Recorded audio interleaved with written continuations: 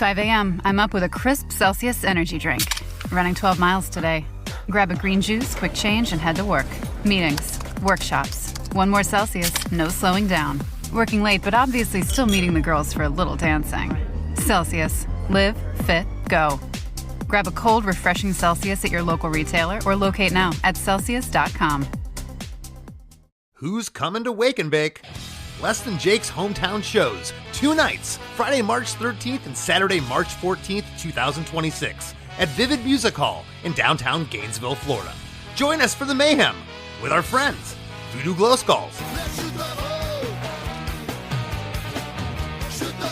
Teenage Bottle Rockets, and performances by Bite Me Bambi, Joker's Republic, and The Boy Detective. Get your tickets now at lessthanjake.com/wakeandbake, as well as info on all related events, like Thursday's kickoff show at Lucy's with Rehasher, a special acoustic performance from myself and Roger at First Magnitude Brewing, limited edition art, a punk rock flea market, and there's more. We'll be celebrating the anniversaries of both Losing Streak and Borders and Boundaries by playing both albums in full. Wake and Bake 2026, Friday, March 13th and Saturday, March 14th at Vivid Music Hall, downtown Gainesville, Florida. Don't miss the party of a lifetime. Get your tickets now at lessthanjake.com/wakeandbake. Previously on a band called Punchline. Well, I guess if I'm not going to do college, then I should probably hustle and make this happen. We just always kept moving the goalpost back, and that was our next goal. We kept attaining things that we thought maybe we were never going to do. When the time is right, the right label is going to come to us. I might even say we kind of forgot about labels until we were eventually approached. Fueled by Ramen was absolutely a label that we were familiar with. And they had a cool reputation. It just seemed like they were about the music. It was just the type of thing where you would look left and right and kind of ask yourself, is this really happening? The power went out right before our set. So, there we were, all of these people, probably more people than we ever played in front of at Laga, and we had no way to play. We had the luxury of writing music that was musically interesting to us and not really having to worry about fitting any type of formula. Being able to laugh with your friends is something that doesn't get talked about nearly enough. But you can't go wrong with Adventures in Cooking with Uncle Chris. Everybody's doing the food dance. As far as I knew, nobody in our inner circle was using any hard drugs. That's where we learned what to do when your van wheels just fly off of the axle.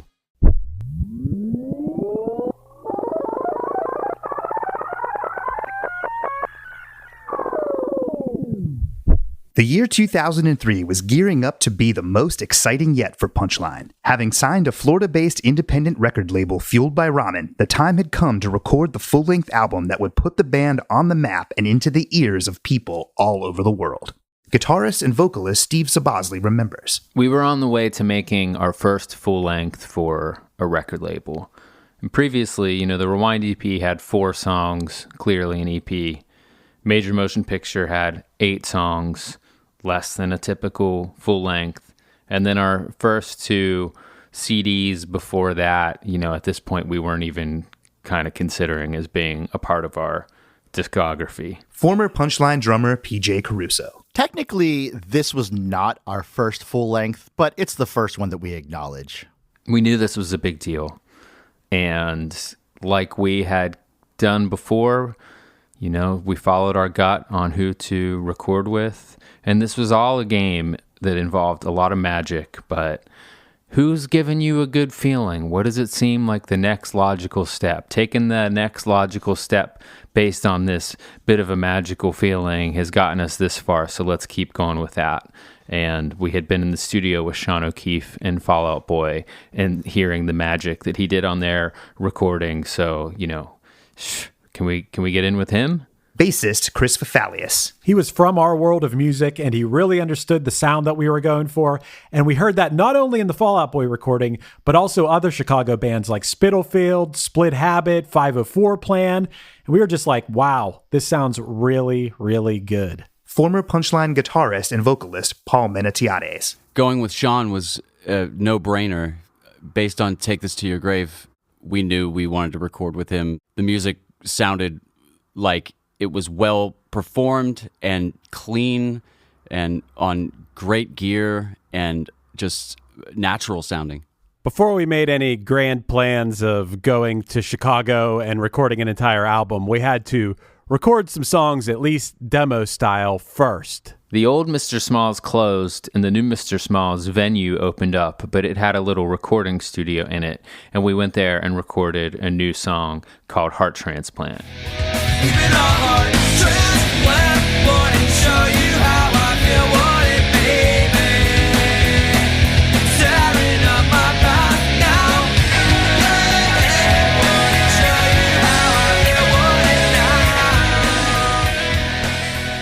We put it out on a little sampler CD that was black and white, and it had Play, Heart Transplant, and I Don't Know on it, but it was kind of looked more like the Rewind EP feel, and that it was all black and white. And we had Heart Transplant in this old version of it for a while before we went and re-recorded it with Action. It feels like Heart Transplant instantly became the hit among people that liked our band, thanks to things like the sampler it was out on, but also the fact that people were downloading music on the internet probably more than ever at this point.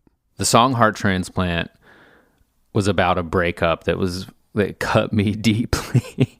And I remember having the line and the melody, even a Heart Transplant, kind of in my head, and I could tell it was something cool, and I sat on it for a while. And I remember when I finally sat down and picked up a guitar and tried to flesh it out into like a fuller idea, just everything really came out. And that song is pretty wordy, but boy, when it all came out, it happened really, really fast. It was a catchy, relatable punk song about getting your heart broken, and people were hungry for that sort of song. I think people are still hungry for that type of song even today. And then, at practice and on the recording, everything was really musically fleshed out. I don't remember what venue it was, but Punchline played a venue and there was a guy performing just acoustic guitar and vocals, and, Dashboard Confessional was huge at the time, or blowing up, and I wish I remember this guy's name. He was great. I'm sure Steve remembers, but we brought up Dashboard and he said, yeah, it's okay. It's kind of like what emo kids do when the electricity goes out. Anyway, Steve played Heart Transplant in full at this like open mic night setting. And I'm pretty sure that's where the rest of us heard it in its entirety. We had known the chorus and stuff, but yeah, that was cool. That's a cool memory, watching Steve play one of our songs that would become a song that a lot of people liked. When we were writing Heart Transplant, I remember our good buddy, Mike Torty, was with us. He was doing some sort of film project for school, I believe. So he came down and filmed our practice, and we were writing Heart Transplant that practice. And oddly enough, Mike was like a hardcore kid, did a lot of hardcore shows up in Erie. So I thought it'd be really funny if, while we were writing it, to just do double bass in a part to see what his reaction would be. And we ended up keeping it in the song.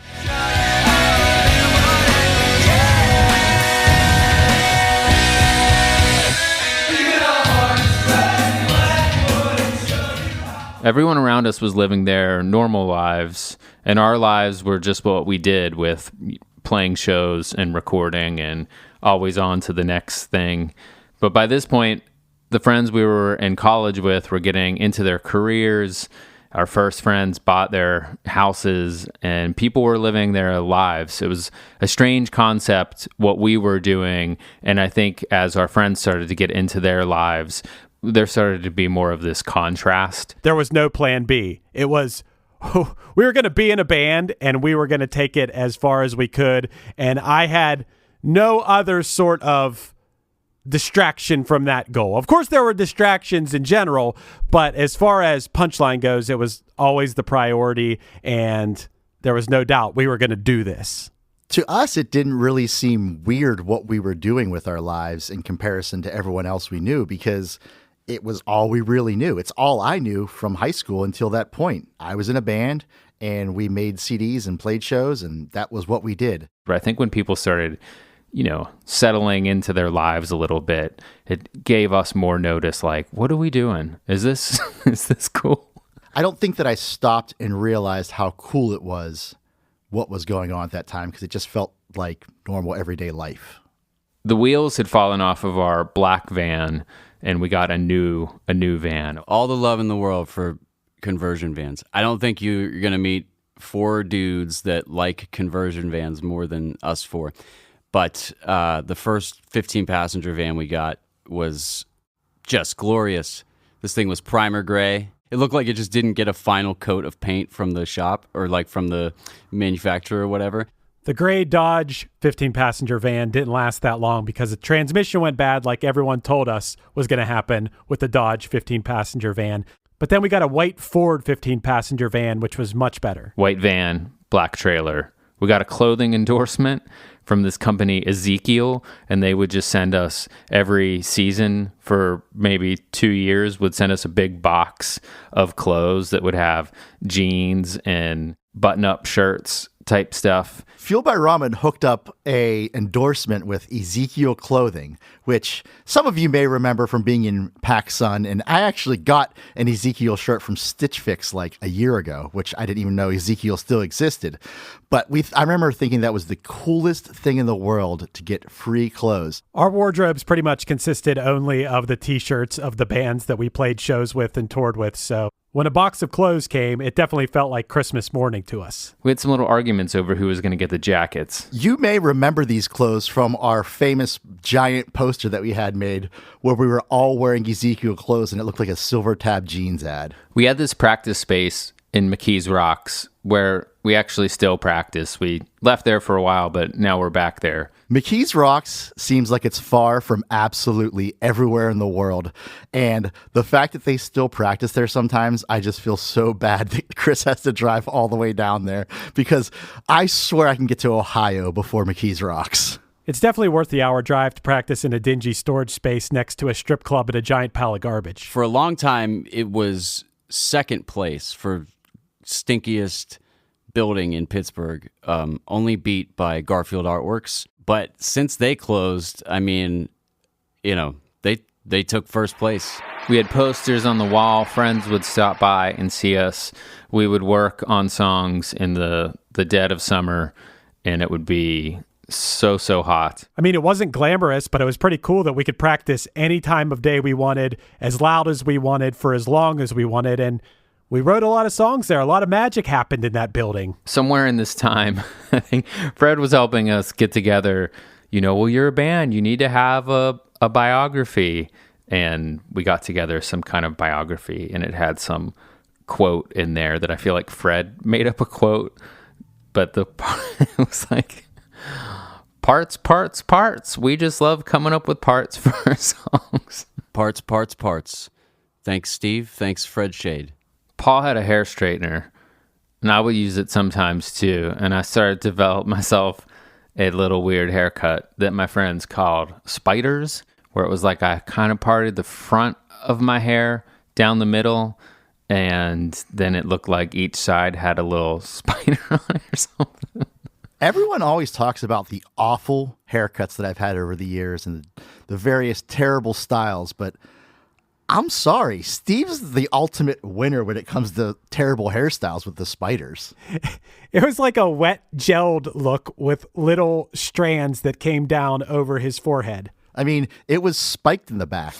During Steve's spider hair phase, he also got these like really pointy studs like in his ears that pointed upward. They were at the top of his ears, and they pointed upward to the sky. And he got that done with our buddy Fish in Detroit. It didn't look great.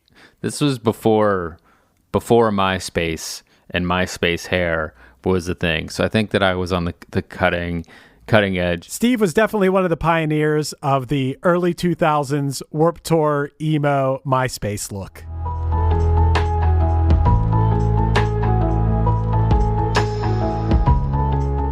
Punchline knew that finding the right producer was the key to making an impactful and memorable album. It was around this time that a young Chicago-based producer named Sean O'Keefe caught the collective musical attention of all the members of the band. Steve Sabosley recalls. By this point, we had had our fair share of getting excited about stuff that would then not pan out, and you would be bummed about it. But I remember this Sean O'Keefe thing. We wanted him to really produce the album, and I remember getting the word that he was going to do it, and we were going to record it in the summer of 2003. Hey, I'm Sean O'Keefe, and I produced Action for Punchline. We went to Chicago to record at this studio that seemed kind of like a makeshift studio in what seemed to be an abandoned building until you got inside. The studio, I took it over from these guys, and it had this like janky ass air conditioning system that was like some window unit that like went through a hallway and had like janky ductwork. Like the window unit pumped into like this janky ductwork that pumped into the control room, and it totally didn't work. And I remember it getting super hot, and I don't like hot rooms at all, like studios, and it was making me really annoyed. And I remember like I didn't know anything about air conditioning and like window units, and I went to Best Buy and I bought, somebody sold me on the idea that a dehumidifier would cool down a room or something like that. And I bought a fucking dehumidifier and put it in the control room, and it literally didn't do anything to the temperature. And I was like, what the fuck? I was so pissed off, and I totally remember that. I think it was called the Mission Room at North and Western Ave in Chicago, and it was a hot one. Chicago is usually known for being cold, if you're me, and this summer was a very hot summer. But it was cool because we got to spend an entire, I think a month in Chicago, and we stayed with our friend Jason Double J Link at his house. Bless your soul, Jason. You let us stay at your house for three or 4 weeks. That's so crazy. And those were the best times, man. Whew. My name is Jason Link, and I'm the senior art director at Epitaph Records.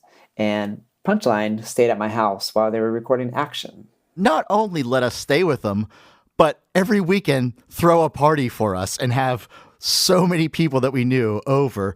And it ended up being a great time, but I just have no idea how someone, let alone someone's roommate, would be okay with all these dudes just sleeping all over the place all the time. During that time, I kind of had an opportunity in a big enough house in Chicago where, you know, bands kind of stayed there, you know, like touring bands like the Baysides and Punchline and, you know, just a handful of other bands. They would just kind of, that would be the after hours kind of party house / place for them to stay, which I feel bad because it was just, you know, it was like a 2-bedroom, one story apartment, and it was all hardwood floors. And like, I just think you guys like brought your own, like maybe air mattresses, if that, and you just kind of slept on these like gross rugs and the hardwood floors in one bathroom. The generosity of our friends along the way has been a thing that has kept Punchline going even today. But at this example, Double J's generosity and Double J's roommate that let us stay with them for the entire time we were recording, I don't know if we'd have been able to do it without that. I mean, we'd have spent as much on lodging as we would on the recording of the album, probably. We went to shows and stuff. Showing up to a show with Double J's like showing up, you know, with, you know, Bill Clinton or something like that. And everybody knew him and everyone loved him. And he, you know, he's just a super cool guy and really helped us. He was working for Victory Records at the time. He was the graphic designer there, and he did a bunch of Punchline album covers and artwork along the way, including the album cover for Just Say Yes. Before this, we had just worked with engineers who would help with the production to a certain point, but we didn't do anything like pre-production. We didn't go the full mile like we were now. Sean O'Keefe was producing this album. He wasn't an engineer who was helping out with ideas here and there. This was the real deal. We were just off the chain with making these really long progressive punk rock songs. And I feel like it's at some point we were like, maybe our songs should be a little shorter. Maybe we should reel it in a little bit. Sean was really good at, persuading us to make parts more of stunts than parts. For example, taking a part that we might have spent 30 seconds playing in a song and turning it into 3 seconds, and it being this surprise element that pokes out at you, and then you spin right back into the hook of the song. And he actually helped us realize that every part that you write doesn't have to go into the song. Sean O'Keefe was super young. I mean, I think he was our age, which was about 23 or 24 at the time. Maybe a little bit older, but I don't even think so. And we were super excited to get to work with him. Previously, the studios that we worked in were all plush and all super designed and decorated and looked super professional, whereas this one was like an abandoned building that had a really awesome control room and live room and a small lounge that was fine for what it was, but it was definitely like just an empty building. But the best sounds came from it. There were a few tenants living upstairs, and every once in a while we would run into the custodian that didn't speak English very well, but he hated me, and he was always yelling at me about cigarette butts and stuff like that. The studio was a little bit barren or something. Like it felt like we were inhabiting a place that had been abandoned for some time, but it was totally sufficient. And there was a little lounge, and there was a big control room, and then there was a big live room where, the amps would go and you would do the singing and whatnot. I wish I had known at the time, things like what kind of console was that in there, but it had a great, beautiful console in the control room and a great live room and just enough gear to make a record. There were definitely no distractions in that place, unless you went to the lounge and watched a VHS tape or something like that, or maybe went across the street and got a good Mexican meal at this little restaurant across the street. But yeah, you pretty much could focus on the music in there, and that's about it, because otherwise it was just a building. I really loved the guitar tones we got from there.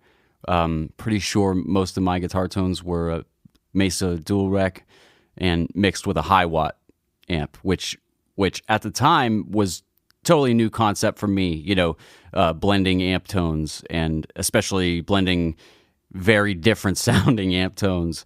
And the high watt ended up putting this sparkle on the guitar that was, can't really explain it, just a nice energetic sparkle to it.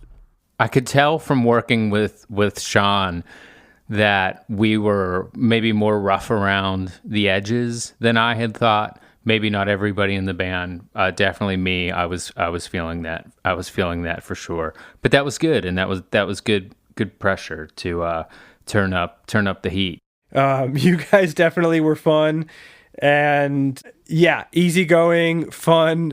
I remember at one point, this isn't about how I like you guys as a band, but I remember a quote that you said because it stuck with me, like even to this day, and it might not be word for word, but when we were getting drum sounds, we had a snare sound that we like all really liked and I loved, and I think I was surprised. I shocked myself. It was one of those moments where it was like, oh, the snare sounds really good. Sure, I'll take credit for that. But I have no idea how that just happened. And you were like, dude, you love the snare, and you said, I love a snare drum sound that you can sink your teeth into. And I was like, cool. I just did that for him. So anyone who knows Sean or has heard of him, they probably know that he's a really sick drummer. And I realized very quickly from recording with him, talking to him, and just going over drum parts that I barely knew how to play drums. I learned from Sean in a week of tracking drums more than I had ever known about playing drums for all the years I'd been playing. This was the first time that I learned what pre-production was, where you go through the songs that you're going to record and kind of dial them in and, you know, address any issues, smooth them out. So Sean would be like, play me this song, and we play the song.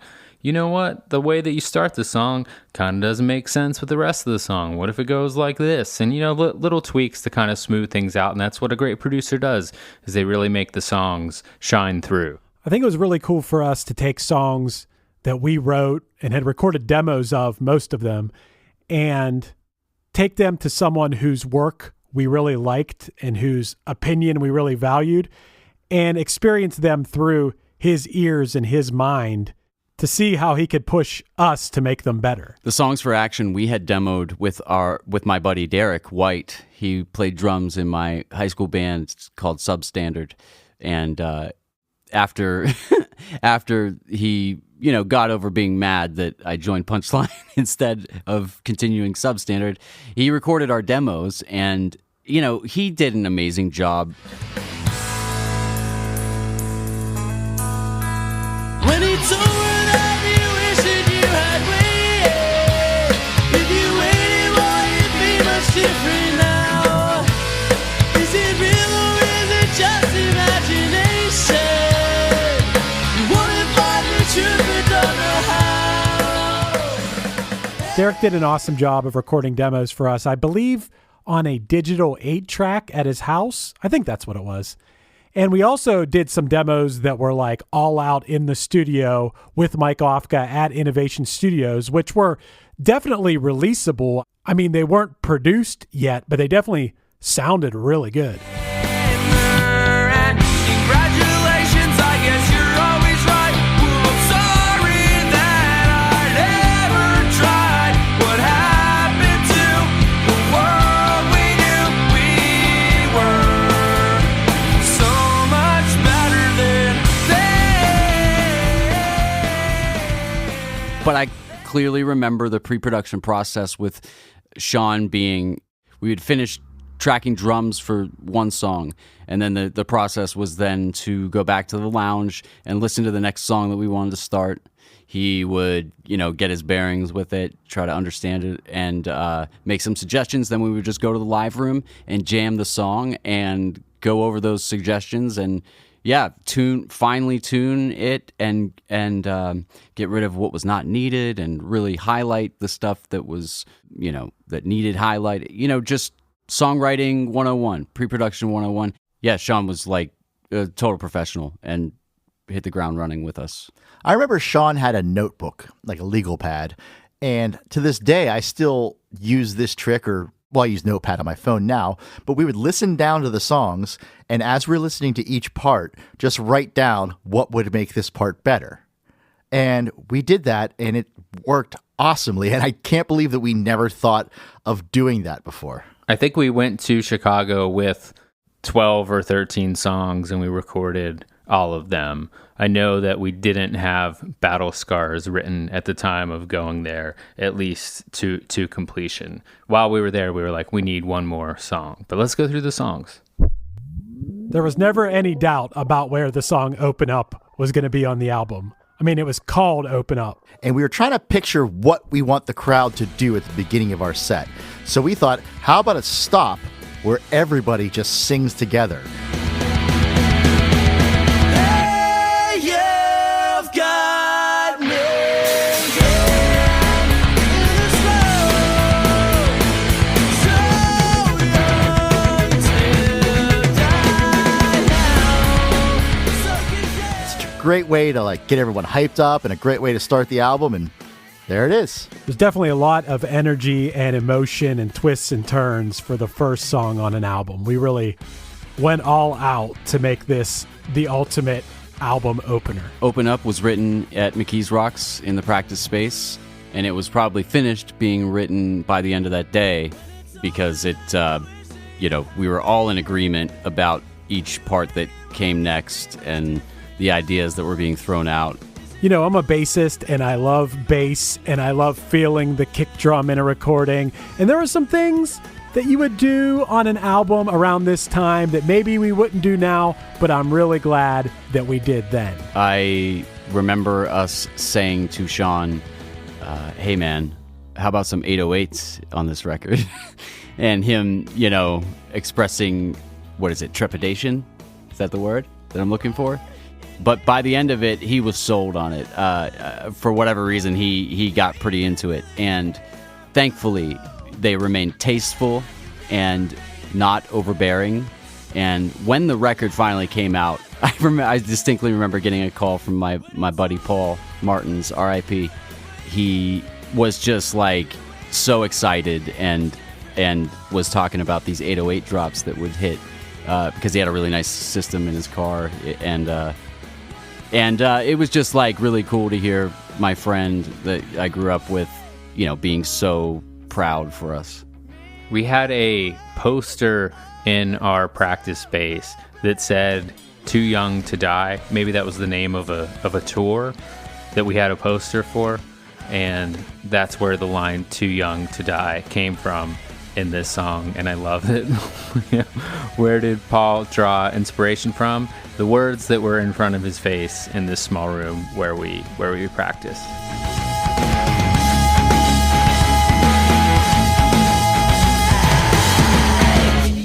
I feel like there was this presentation here where Paul was this like smooth singer, and then I would come in and kind of be a little more chaotic and whatnot, and we were striking the balance for that contrast between our two voices here. There was definitely a really cool contrast between Steve and Paul's voices, and when they sang together, it sounded like they were supposed to sing together. Their voices just matched up so perfectly, and I would come in at my spots. I would pick my spots, I suppose, and be a part of that too, and I think that vocals are something that we got to be known for. Not Afraid, we wanted to have a song that just went right into the song with a vocal. Funny enough, on the demo of the song, we couldn't resist having an intro.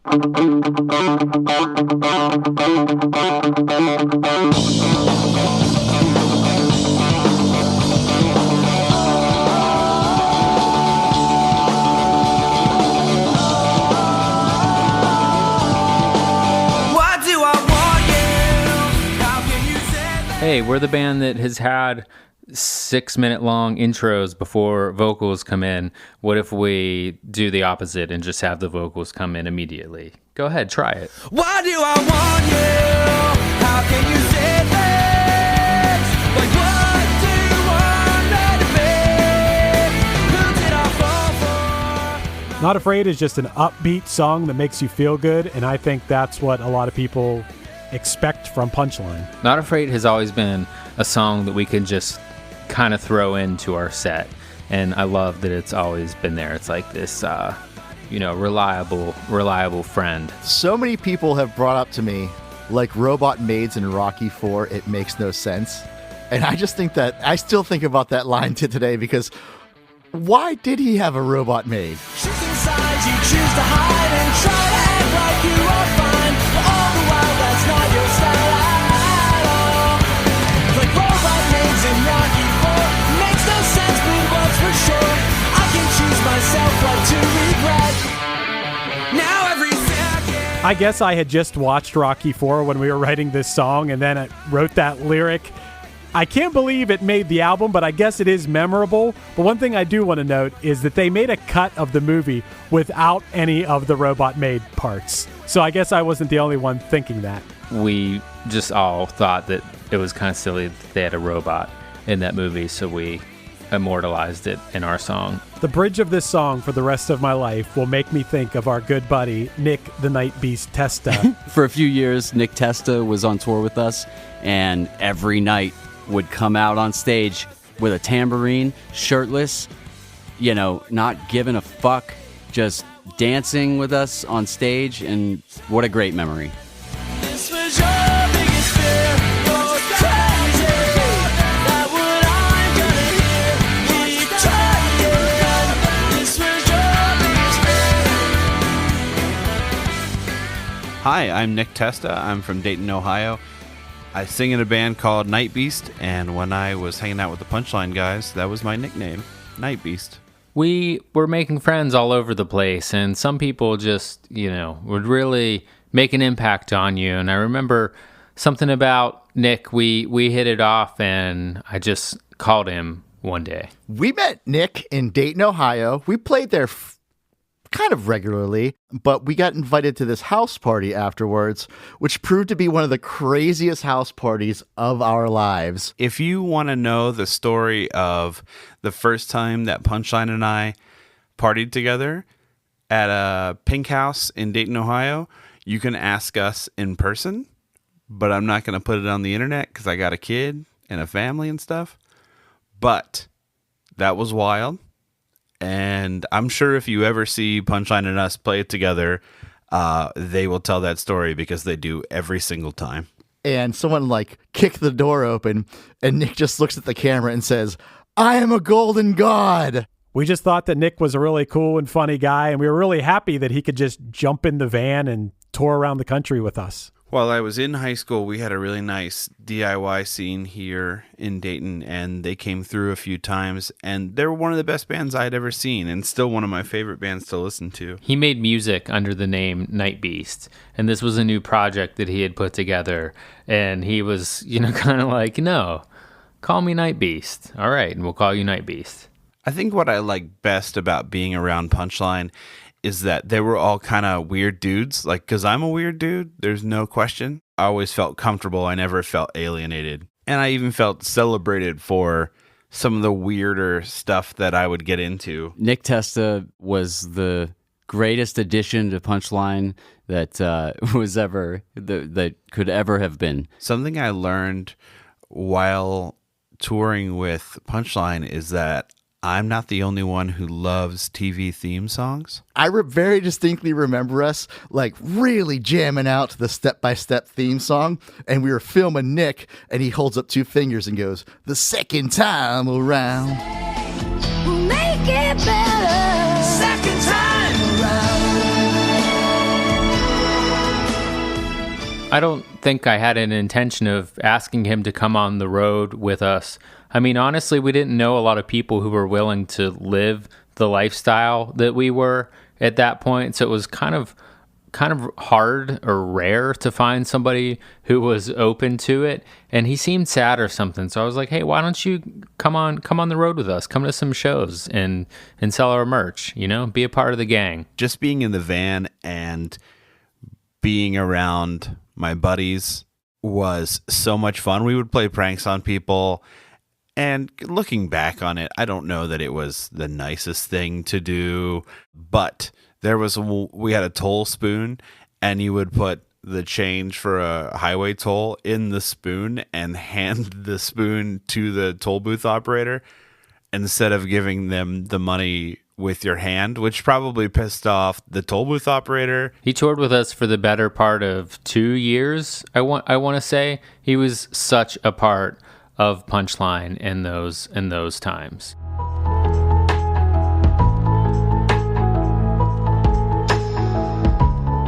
Choosing a single from an album had never been something that Punchline was faced with. Before this, it was countless shows and the reaction from the audience at those shows that informed the band as to what songs people liked most.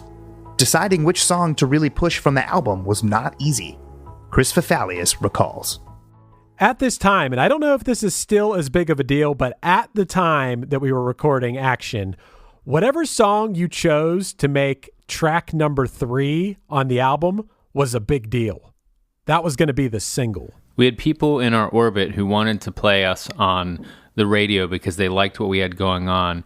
And I think they had a bit of a challenge finding a clear song to pick from this album. But that song was The World. This is Trevor, longtime friend and fan of Punchline and the current guitarist and backup singer of Punchline.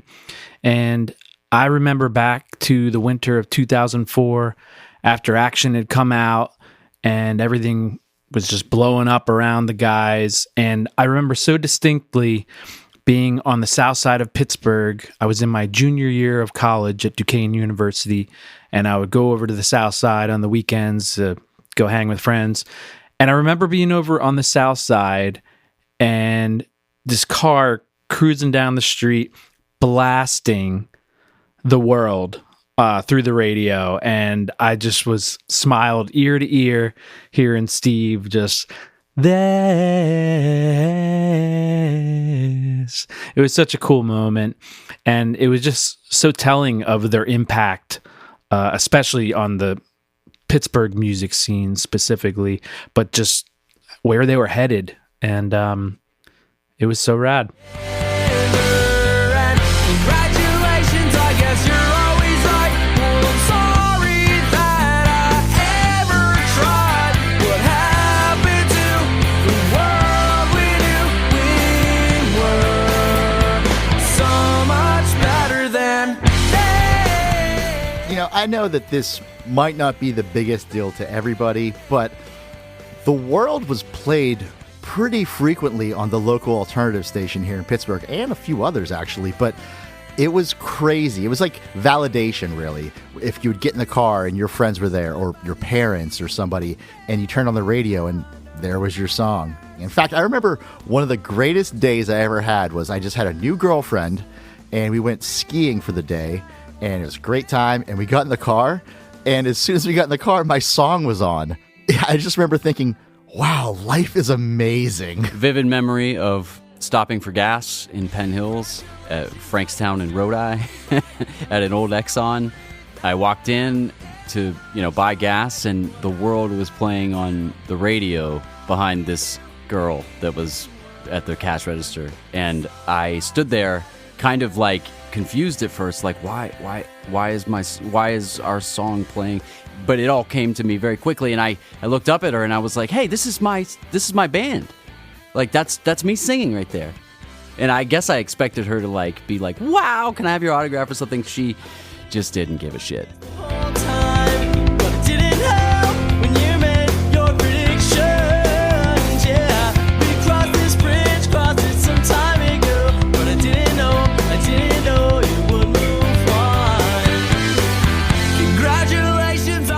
Hi, I'm Jim Legrando. You may know me as the narrating voice of a band called Punchline, but I'm also a longtime fan, friend, and current manager of the band. At the time the World Radio single came out, I was the music director for WGMR, Revolution 101, in State College, Pennsylvania, and I had just seen Punchline blow the doors off a show at Pollock Commons at Penn State University a few months prior, and then this single comes across my desk. I remember it vividly because it was a printed white sticker label affixed to a CDR, because the sticker was so sheer I could see the CD manufacturer's logo shining right through it. I think I still have this promo single that I was sent that very week. I added the single immediately, and I hope my airplay helped it reach the alternative specialty chart. On Heart Transplant, I will say that we knew when we were writing this song that it was something special, and we weren't surprised when this song became a bigger song of ours. Heart Transplant is just one of my all-time favorite songs to play. It starts with a finger-picked clean part on the guitar that in the middle of a show, in the middle of a set with all this adrenaline and you're sweating and stuff, that's a hard thing to nail at the start of a song, and everybody's hanging on every word of the guitar at that point. If you think that I don't notice, you're not looking me in the eye, and you're blind, and I don't have the time to sit here and wonder just what's under your skin tonight. And I know that there's a problem when I don't. If I could hop in my time machine and go back and talk to 2004 Punchline, I'd say, why don't you guys push this song? Why don't you guys make a music video for this song? It makes no sense that we didn't try harder with this song, because people already liked it. People liked it from downloading it as MP3 and getting it on samplers, let alone when the album came out. I don't know what we were thinking. I think it's a badass song, and I'm glad that I'm part of it. Even a heart transplant wouldn't show you how I feel, would it, baby? You're tearing up my past now. Yeah, it wouldn't show you how I feel, would it now? Time in a Picture is a special one. That opening arpeggio was something that I could play and I thought sounded kind of impressive, but I was still just an average guitar player, and so I like that. I hope I had you all fooled.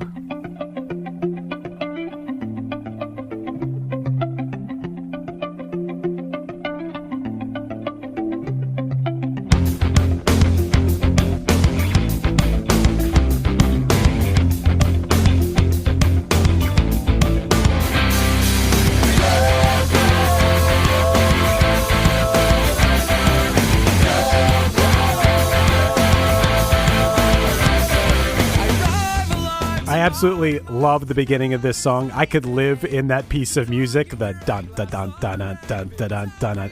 Especially when we kick in, I hit the bass chord, and then we go into the harmonies with Paul's melody over top of it. The go go. That part gave me chills when we recorded it, and it's still one of my favorite parts of a Punchline song. I love it. I can still remember finishing a take and Sean clicking in on the talkback and going, "All right, you just finished the hardest song. Let's go celebrate," or something along those lines. But either way, when we were done with it, we were so happy because both he and I wanted to pull our hair out. Me because I kept messing up, and him because I kept messing up. The hand I drew had more cards in it that should have been dealt. But there's a card completing everything that I have not yet held. Untie the lights and rise to hide with my broken smile. I think one thing that we were all really proud of on this album is between the song Time in a Picture and the next song, Coldest of Calendars,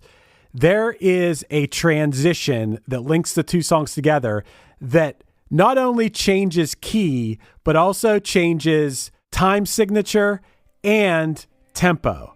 So it wasn't an easy thing to do. And I got to give Steve a lot of credit, not only for coming up with the guitar parts and things that are going on here, but also I believe he was the one that really pushed us like, no, we got to do this, even though it was kind of an elaborate and hard thing to do. Yeah, and all the credit to Sean O'Keefe for making it work, because I still to this day, no one has ever come up to me and asked how we did it, but I think that they should, is what I'm saying. Pictures, and I'll make it, and I'll make it.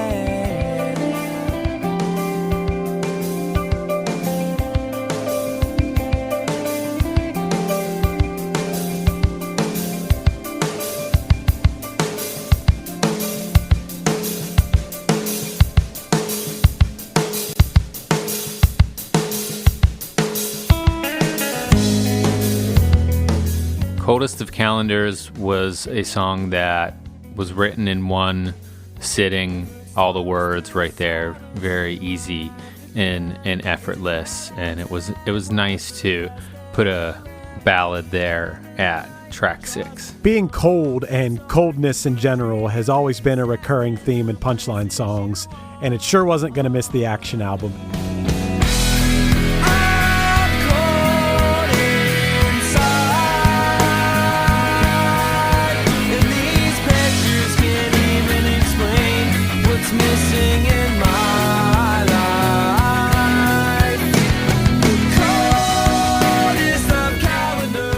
We were still obsessed with the Heaven and Breakfast gang and music, and we asked Justin Oliver to sing the bridge of this song, which he wrote and sang. If I'm remembering correctly, I think he was there when we wrote this song, because I distinctly remember us doing a playback on the drum beat at the beginning and him saying, "Yo, that's how you need to start this song."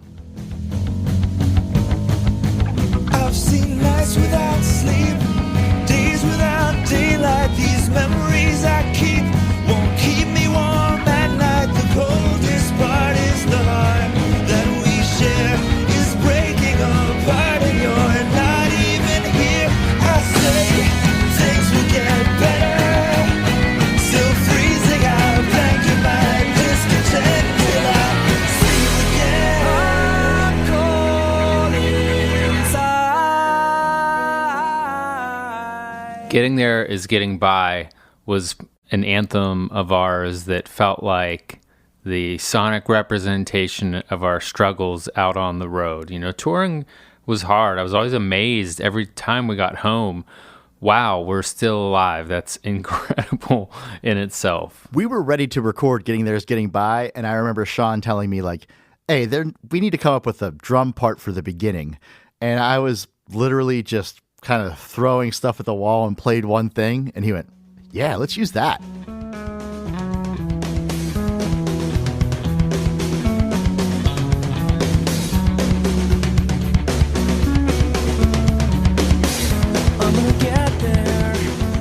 I don't know many songs where there's a bass melody, like as a riff that a guitar would play, and is a hook in and of itself, and just unique and stands apart from the rest for me.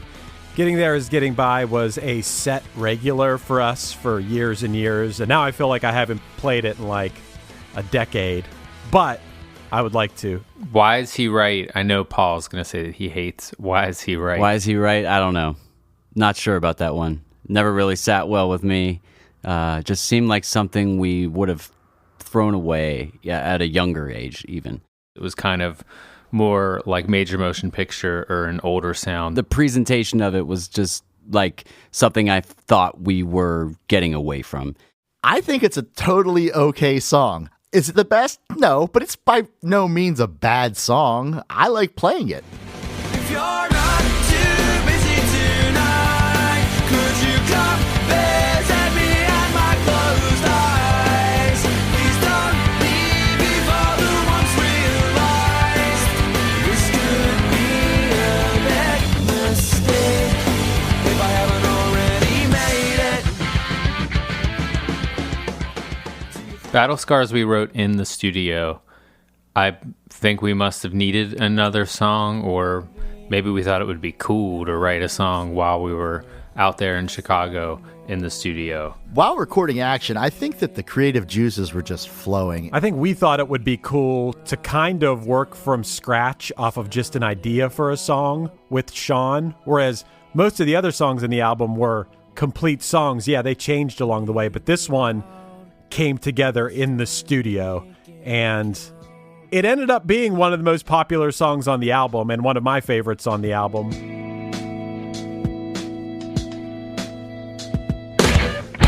I'm sorry for everything I did to you. I didn't mean it. Make fun of funeral as you show.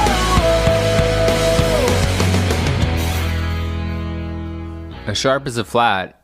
Oh man, that song rips. We definitely allowed ourselves the opportunity to have a song about being in a band, even though that was something we tried not to do all that much anyway. But we were allowing ourselves this on this one. Also, something about this song that I really like is the guitar part. Since this was a song about being in a band, we wanted to make sure that this was a real band's band type of song. We wanted it to be really musically interesting. And when it was all said and done, I think from that side of things, from the side of trying to write, I don't know, like an impressive song or something, that this was the song that we were the most proud of once it was all said and done.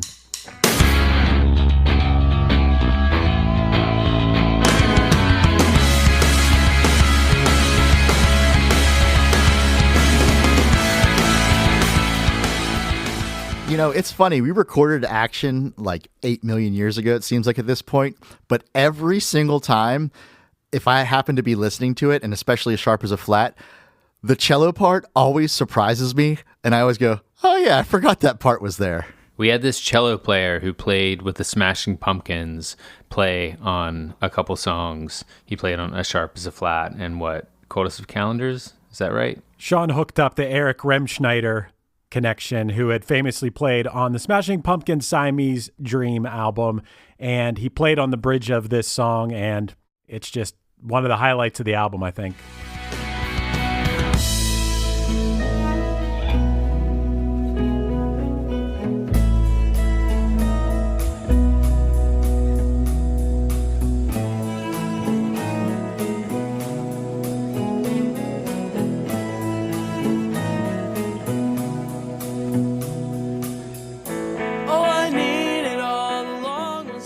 A Beautiful Green is a pretty big departure from what we normally do.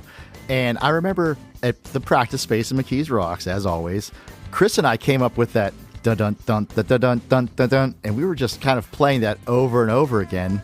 And we liked it.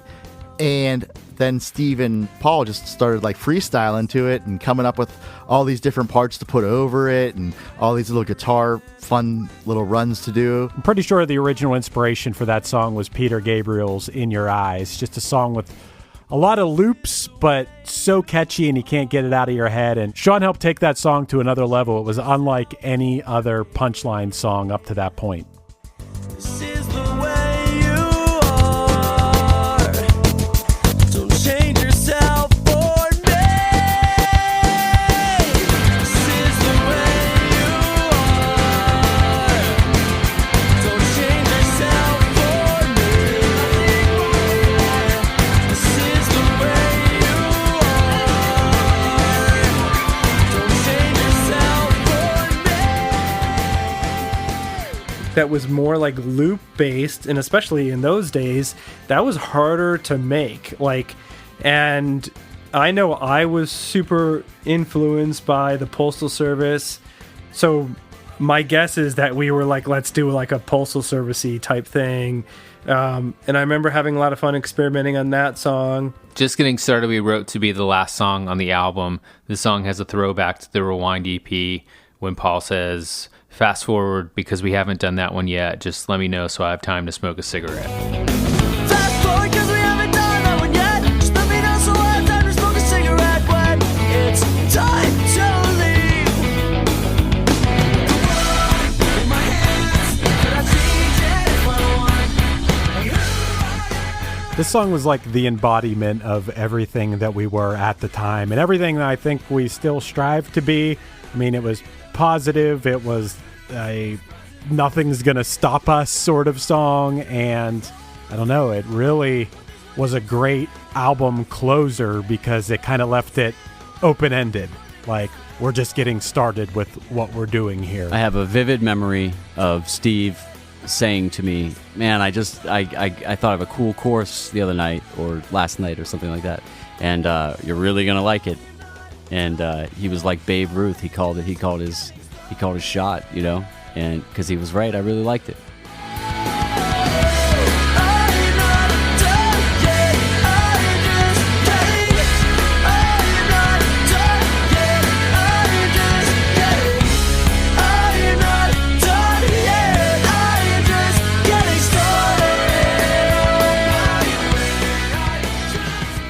The end of this song has this triumphant feel that I think is very hopeful, and I feel is a little bit of a signature sound of Punchline. The end of the song is definitely a culmination of like all of our favorite. It seems like all of our favorite parts of the record.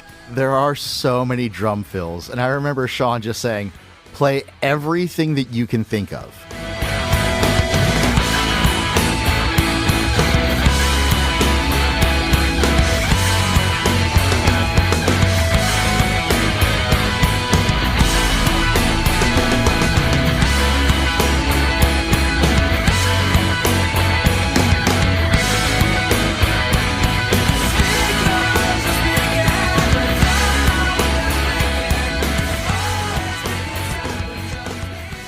Recording this album reminds me of eating a lot of mac and cheese and watching the Beatles anthology on VHS, which we had brought the whole box set. I just remember being around a lot of friends in Chicago feeling like a home away from home.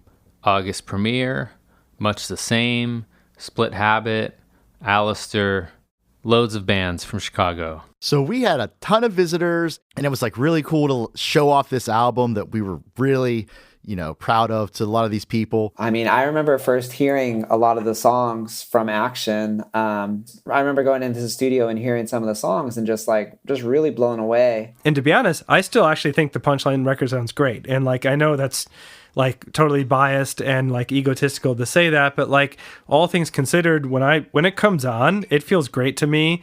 It sounds big and full and immediate, and sure, it was done 20 years ago, and but by those standards, man, it feels awesome. Hey, this is Corey. I am the current drummer of Punchline and have been for the past 11 years, I think.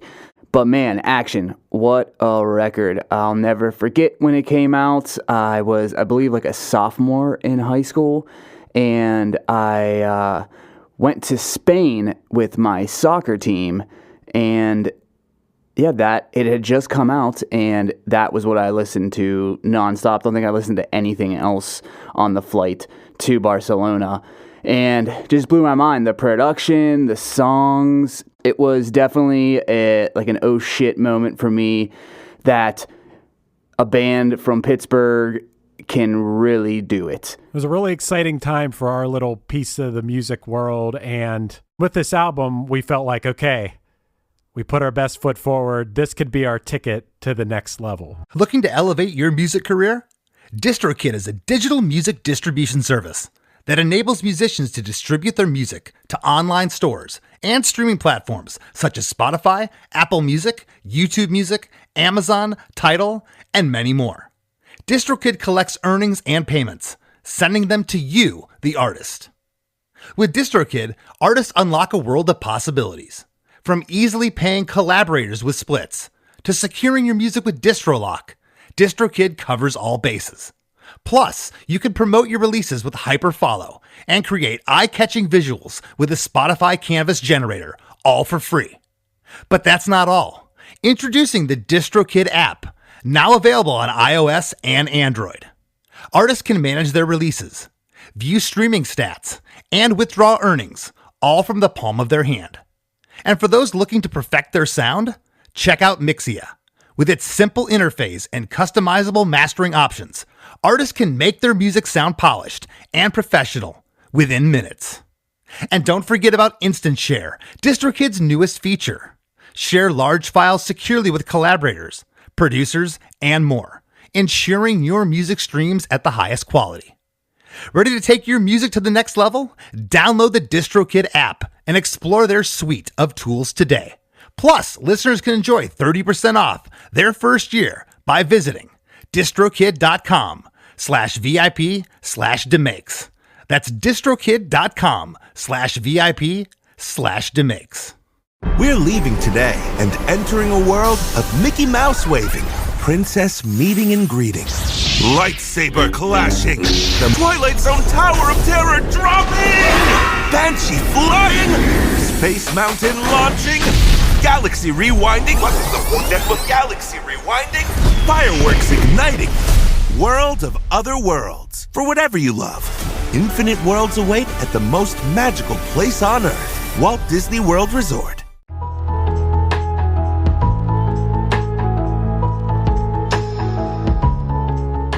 Now armed with an album that was full of heart and stood up sonically to everything else in the genre, Punchline was ready to take the next step. But what was the next step? Writing, recording, and touring was all the band knew, and a lot of the business aspects of the music industry were still a complete mystery. Steve Sabosley remembers. I think we're feeling some pressure. We didn't really know what to do on a record label, or like what the role of the band was, or how communication should work. Like, what do they do? What are we supposed to do? Are we doing the right thing? And our mentality was just to keep touring, because that seemed to work for us. And at this point, that was kind of just what we knew to do. I think the only approach we knew or that made sense to us was to do a tour and then try to get a bigger tour and then try to get a bigger tour and just work your way up the ladder until you're the headlining band. Action came out on February 24th, 2004, and the release show was at Club Laga on February 28th, 2004. The Action CD release show was amazing. Funny part is that I think there were way too many people in there. Like, it was beyond sold out. This is Trevor again, and I was at the Action release show at Club Laga in February 2004, and man, it was electric. They were just so tight, they were so confident, and they had the whole crowd in the palm of their hands, and it just felt like a huge party. But everyone was just so inspired and like proud of how amazing these guys were and what they were doing. And I'm just so glad I was there. It was such an epic moment. You could say we were on top of the world at this point. I definitely feel like this was a peak. Old friends, new friends, people you don't know singing your song and being able to sell out that venue. I mean, we had all been going to shows at Laga for years, grew up going to this place, seeing our favorite bands, And we were experiencing it from the other side, and it was absolutely crazy. There's no doubt with how well the Action release show went that we were feeling momentum and we were feeling like we were really on the precipice of something. But we paid our dues to get to that point. So if my memory serves me correctly here, we were obviously psyched about how great that release show was. I'm sure we partied a little bit, but it was back to business shortly after because we wanted every show in every city to be like that one. I remember sitting in the van with Chris and listening to the Rewind EP and thinking, wow, this is so much better than anything I can ever do, and so much better than even their last album that I loved. And then they made Action, which was just like, to me, a perfect encapsulation of what that era of that type of music was. It was everything I wanted it to be, and it still had their flair of humor and whimsy, and it wasn't just your run-of-the-mill emo pop punk album. Yeah, I said whimsy. There was a show in this era that we played with the starting line at St. Vincent College, and I'm not so sure what the deal was, but it's not that I had low expectations for the show. I just didn't realize how big of a show that was going to be, or that we were going to make maybe more fans in that one show than we ever did at any other show. It's possible. Oh, yeah, I remember that show. Chris did this crazy thing where he climbed up the light scaffolding during our last song. It makes me kind of cringe to talk about this, but I guess I was trying to be the crazy guy in the band climbing the rope ladder or whatever it was on the huge, enormous light scaffolding thing. And I remember after we finished our set, the people working the show came up to me flipping out that I could have pulled the whole thing down and killed people and all this stuff. And that was the last time I ever tried to be too crazy of a bass player or put other people's lives at risk. But yeah, not my proudest moment. But people liked us at that show. I think Action maybe sold 1,000 copies in its first week, or 600 copies. Anybody else remember that? I'm pretty sure we sold closer to 2,000. For whatever reason, I have 1,800 in my head as the number of Action records sold in the first week. I don't know what the number was. Maybe we could go back and sound scan and see. I doubt that exists for us to be able to look that up. Regardless, it was good.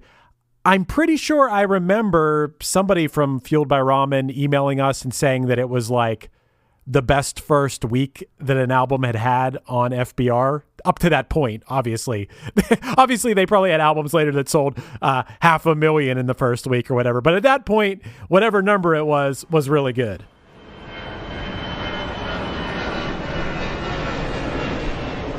We were offered a tour in Japan, to go to Japan for a week to do a tour with Fall Out Boy. I remember both bands meeting up at, I believe it was the O'Hare Airport in Chicago that we flew out of. And I remember being excited, but also kind of anxious about what would be the longest flight of my life, and just not knowing what to expect when we got there. Were there going to be people there? Because it was very much like, yeah, you're going to go tour Japan and play a bunch of shows in Tokyo.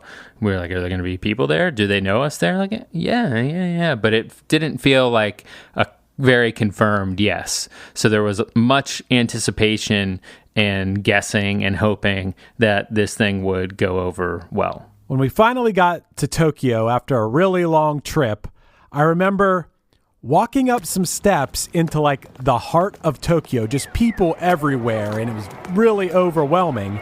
And a couple girls came up to us, and the one girl had a folded up sign, and she unfolded it, and it said, "Welcome Punchline." And I was like, whoa, this is incredible. And I started to get the inkling that this was going to be really, really cool. We played, the first show there was in a super small club, and it was supposed to be a secret show, but we went out and played, and the crowd knew our songs. And I mean, people were packed. It was a very small club, but it was sold out and packed, and people were going crazy and singing along to our songs. And we just had no idea that it was going to be that way. Up until the very first show, we still had no idea what to expect. But we found out, at that show that We had fans there, like really big fans that were, ecstatic to see us and singing the words and full of energy. To be honest, it was the coolest thing in the world to travel to the other side of the world and have kids be just so excited that you're there playing in front of them. It was surreal. That first show in Japan was the most unbelievable surprise of my life, I think. We didn't know how it was going to go. And as soon as we were playing that part and open up, like we were talking about before, and we stopped and everyone started singing, man, that was just so awesome. Actual audio from Punchline's first ever show in Japan.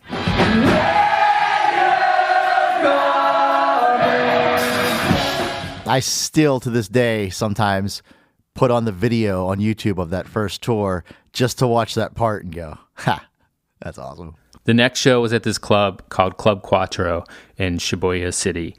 And it's one of my favorite clubs that we've ever played, and we've gotten to play there a few times in total. I can't stress enough how well we were treated by everyone over there. Moto and Mie from Big Mouth, our translator Tomo, Ken, who's a photographer who we became friends with over there, who taught me some Japanese that I tried to use on stage. I think people thought that was pretty funny. I was trying. Packed, maybe not sold out, but very packed and close to it. And people sang along to people knew the words to every song, every one of our songs. And it was the best crowd I ever played in front of over there, because people are so excited, singing along. The crowds will just start chanting "Hey" to your song, like to the beat. Hey, hey, hey, on their own. They don't even need to be told what to do. And then in between songs, it's like the polar opposite, where everybody's so quiet and attentive. While we were over there, us and Fall Out Boy were kind of joking around about how big the shows were and how the fandom, because obviously they will be going to experience that tenfold probably. But at that time, none of us, we hadn't really experienced actual fandom before.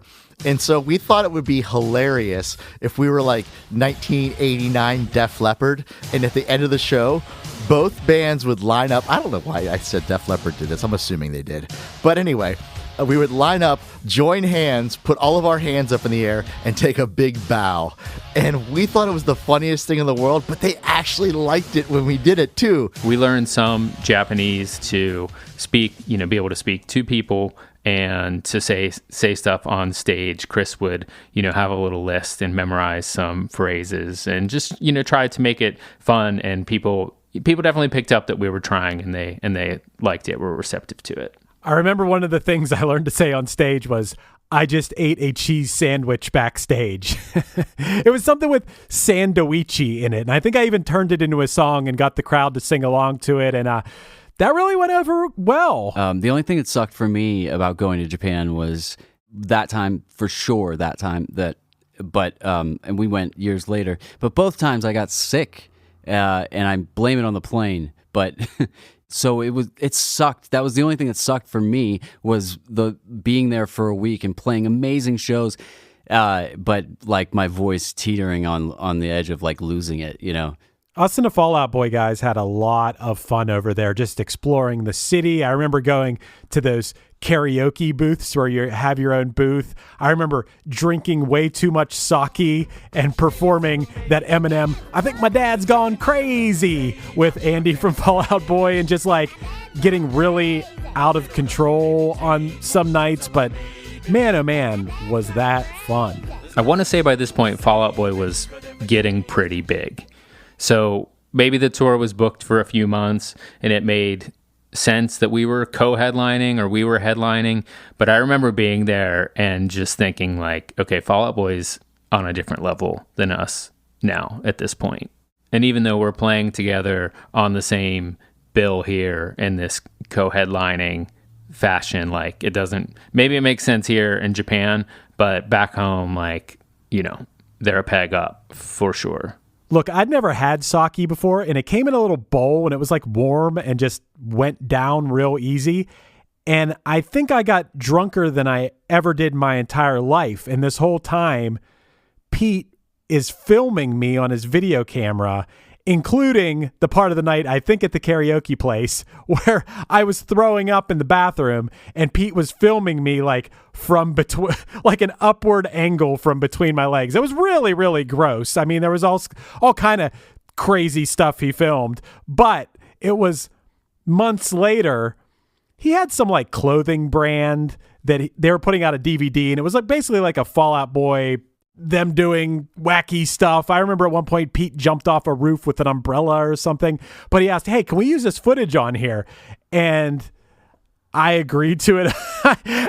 It's some of the worst footage you'll ever see of me, but I agreed to it. And I remember it was years and years later after they'd really blown up, and my buddy Tony Hartman texted me and said, hey man, they're showing that. It was like a show with like 20,000 people or something in Cleveland, and they were showing it between bands. He's like, you're up on this giant screen in front of 20,000 people right now puking. And I was like, wow. Fall Out Boy had a plan, and they had this really special energy to them, like the determination and wow factor just on high. Like talk about magic. I mean, they ripped through every city that we played, almost to a point where we were people's way like into Fall Out Boy. So I would start getting a lot of questions about Fall Out Boy and like, wow, they're getting really big, aren't they?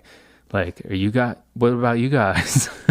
It's obviously nothing against them, but Fall Out Boy becoming a big band and people nonstop talking to us about them really became the bane of our existence. As if we didn't have enough pressure on ourselves, now it's like we have this comparison to this band that did well, that was close to us, and that was a hard thing to deal with. They would take us out to eat every night in Japan, and we would have these huge tables, and we would bring friends, and they would just buy everybody dinner. It was crazy how much this label seemed to be spending on us. Like, I never got the full LA experience and like record labels buying you dinner so much. I feel like that time in the music industry was a little bit before us, and some kind of like glory selling loads of CDs days, because at this point people were burning CDs.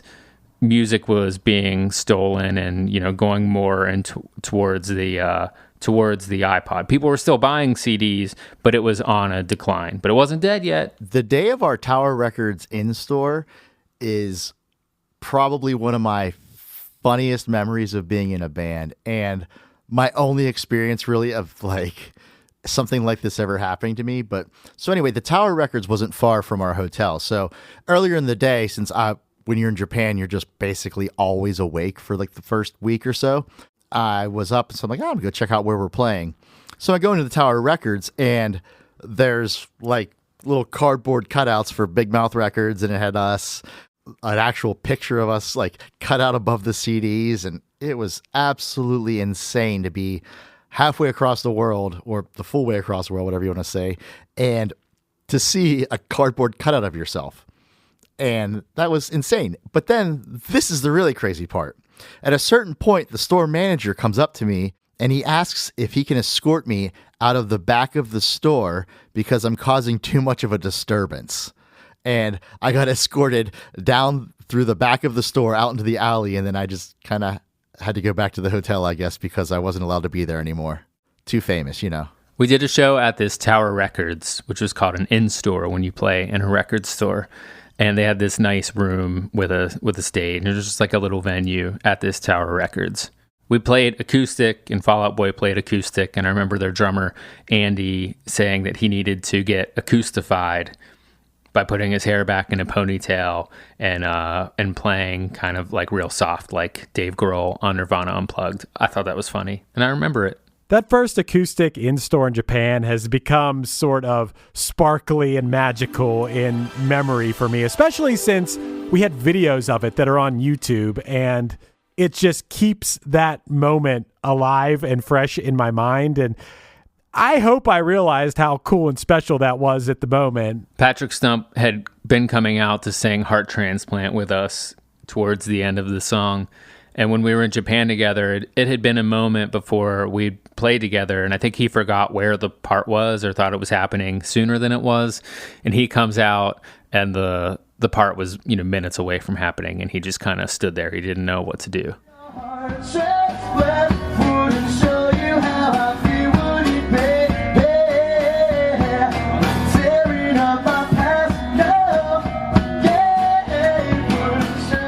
It was really cool to hear him sing our song and sing it in a way where I'm like, wow, now that guy, I know I'm supposed to be a singer, but that dude can sing. We went back to Japan several times after this, but this first trip, I don't think anything could ever compare because we didn't know what we were getting into, and I'll never forget it.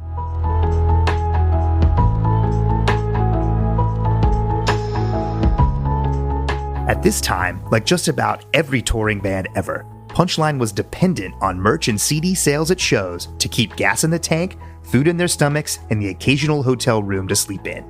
Tour after tour would find the band coming home having made a modest profit, only to have to reinvest in everything from van issues to ordering more t-shirts. This left little take-home pay for what was more than a full-time job, which isn't easy when you're a full-grown adult. Steve Sabosley recalls. We always put all of the money that we made besides the per diem just back into the band. And I almost want to say that the thought of like us paying ourselves anything from the music was like against principle or something. We were very much like to pay ourselves from the band was viewed as like selling out or something.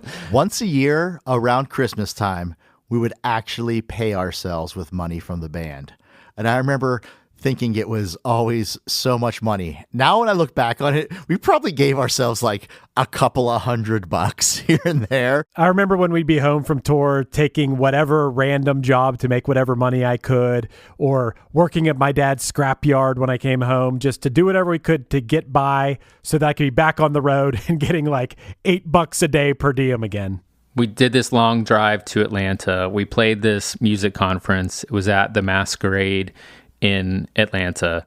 It sucked. It wasn't worth our time, I guess.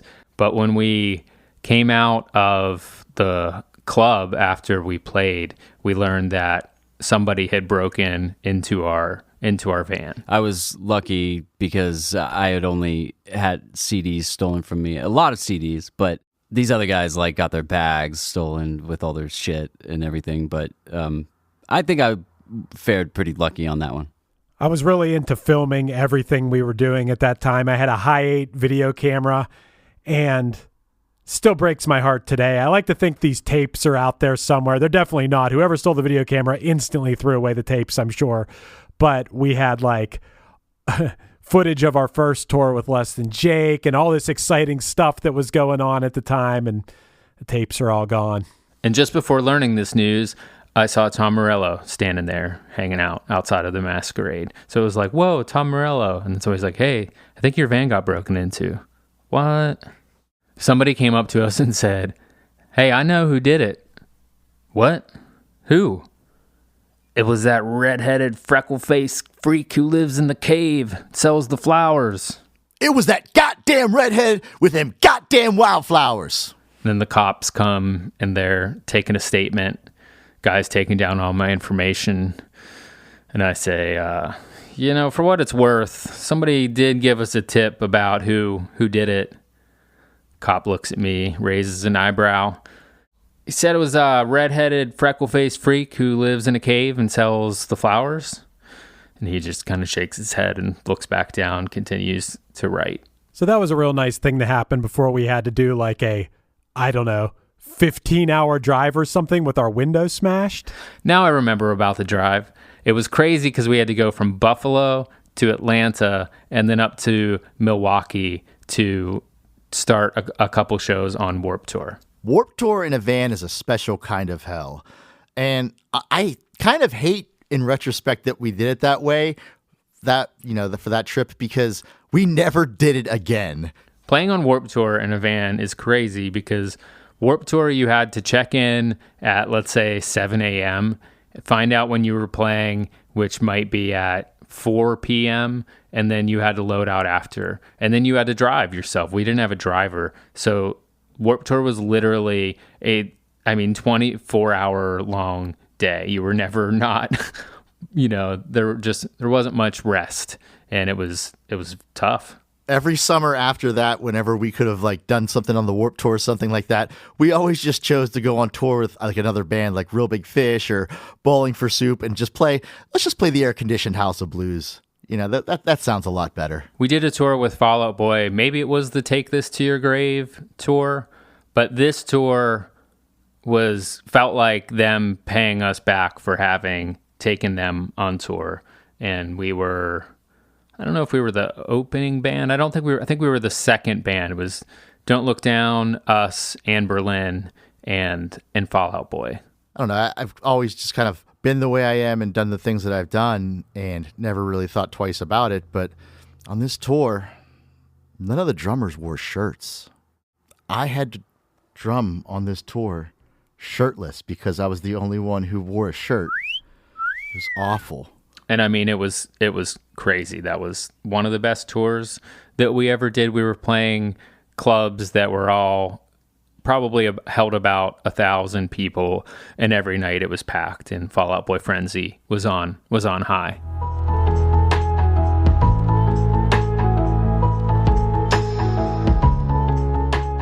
There are certain moments in a band's career that test how much they can bend without breaking, and how much adversity they can face without giving up. That fall, we did a tour with Mest, Bayside, and Hawthorne Heights. The first show of the tour was in Milwaukee, so I think that we got a head start and we started driving the day before, and we were somewhere, we stayed at a hotel maybe around Toledo or something like that, and the next morning, I got a call from Chris. Chris was always the first one up, and he would write letters, and then he would go take the van and go find a mailbox. I got a call from him, and Chris was upset. Something was wrong. Look, around this time, we were getting a lot of like orders for merch and stuff, and I shipped a lot of stuff out. So I had a lot of people that were fans of our band's addresses. So I thought it was really cool, and I'd been doing this probably for a year. I'd been doing it for a long time. I would send postcards and handwritten letters to people that liked our band and be like, hey, today we're in Chicago. Hope you're having a great day or whatever. One, because I wanted to show appreciation. And two, my thought about that was like, damn, if a band I liked took the time and sent me a letter or a postcard out of nowhere just to say hi from the road, I would be a lifelong fan of that band. So, it was a little bit to show appreciation, a little bit to like try to make some lifelong fans. I don't know if that's a good or bad thing, but every day I was always the first one up in the morning, and I would take the van and find a post office to mail the letters. And this time, I remember I pulled the van and trailer out. I even remember the song I was listening to. It was the new Hot Rod Circuit album that was out at the time. It was the first song on the album, I think it's called Inhabit, where Max Bemis from Say Anything sings the bridge. And I think it was that part where this happened. But I realized I was past the post office and I needed to turn around. So I kind of pulled off, and I was kind of doing like a 180 on a side road.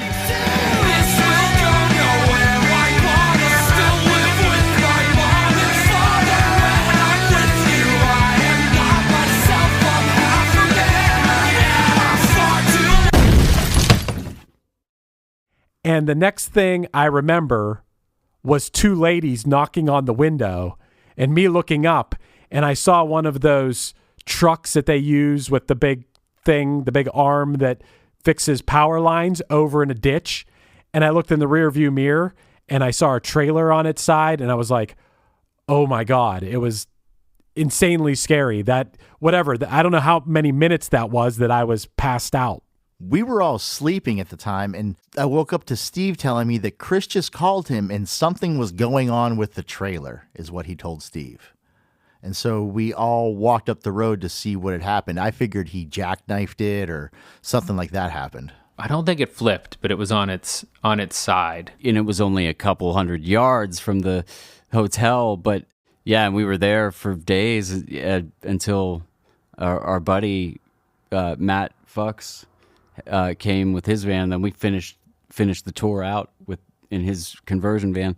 But yeah, I just remember being like kind of stranded there for a couple days, and bikes being a bunch of motorcycles being around, because I think it was Bike Week of some sort at this city, Sturgis. And that van got us everywhere, and we had this whole schedule, and it's just kind of like, what do you do? What do we do? And it was very stressful, and things were really brewing. Tensions were brewing in the band. And I remember sitting on this picnic table and us going over, like, we can do A, or we can do B, or we can do C. Man, I felt horrible about that. Even recounting this story, I feel terrible about it. But it's times like these where you see how much everyone around you cares. I mean, our friends Matt and I think Tony came out for part of that tour too. Just people really came out to help us out. The other bands on the tour helped us out. Our fans helped us out. We made a t-shirt like commemorating the wreck, and like we sold a lot of them, which helped out with the finances of like getting things fixed. And man, oh man, that was so stupid. I mean, it was an accident, but man, it was so stupid. I never wrote another letter after that. We rented a minivan and we drove to the show in Milwaukee, and we made the show. I think we had limited equipment, and Bayside and Hawthorne Heights not only let us borrow their equipment, but they also let half of us ride with one and half ride with the other, which is so sweet. You don't even know how sweet that is. This first night, when everyone had to ride, we split up. Half of us rode with Hawthorne Heights, half of us rode with Bayside, because those guys were our buds and they were awesome enough to let us do that. I learned, make friends with the guys who have a tour bus.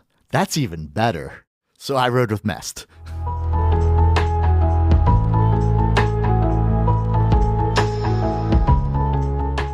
Fall Out Boy would have us play these hall shows with them in Arlington Heights, around where they were from. And at one of these shows, they introduced us to the New Kids on the Block, this band that was called The Academy, that later added an "is" to their name.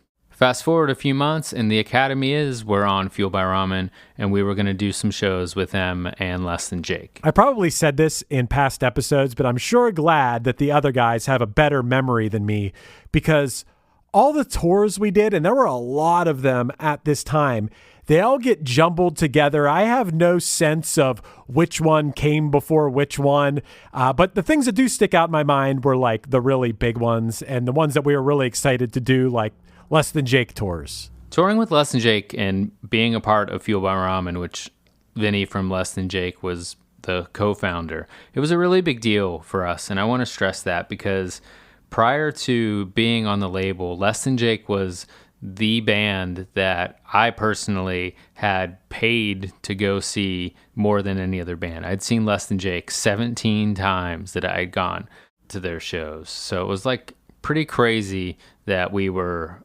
playing shows with them, and this was one of the bands that was going to be the ones to take us under their wing in the scope of our career. To say that I was intimidated would be the biggest understatement.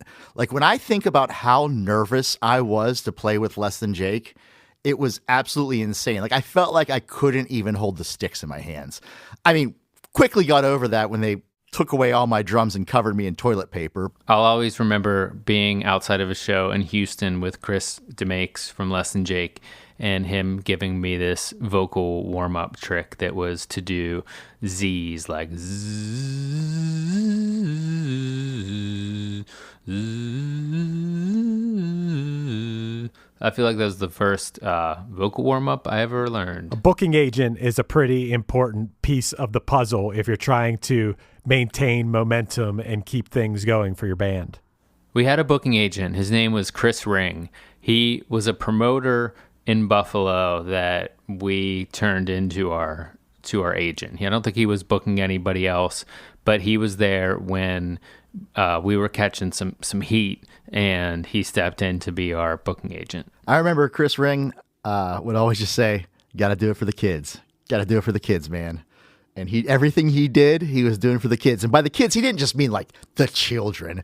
He was talking about everyone who came out to shows. Everyone who came out to shows were the kids, and you did everything for the kids. It is your friend Chris Ring from Buffalo, New York. The world that, we all kind of grew up in, it was definitely very like friend focused. It was kind of easy to network. Bands always took their friends' bands out on tour. He wanted things to be fun, and he wanted to kind of retain that spirit of like you're doing fun things together with a severe element of entrepreneurship, and always wanted to take risks, but just keep it fun and keep it in that kind of like punk mentality here. Let's not get stale. Like, let's not do business. Let's do each other favors and whatnot. I'll never forget the one day, we were booking your headline show, I think in Pittsburgh, off the Action tour. I had this hanging up in my office for a long time. Brian Drusky sent over a $10,000 offer for you as the headline, maybe Club Lago or Laga. I can't remember the name of the club at the time, but $10,000 offer was a shitload of money,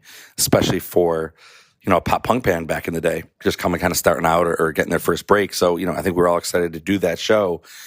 But then we got the bad news that, for us to take the Mest tour, they would have to headline the Pittsburgh show. And in theory, they would get all the money. And you guys had to take a back seat.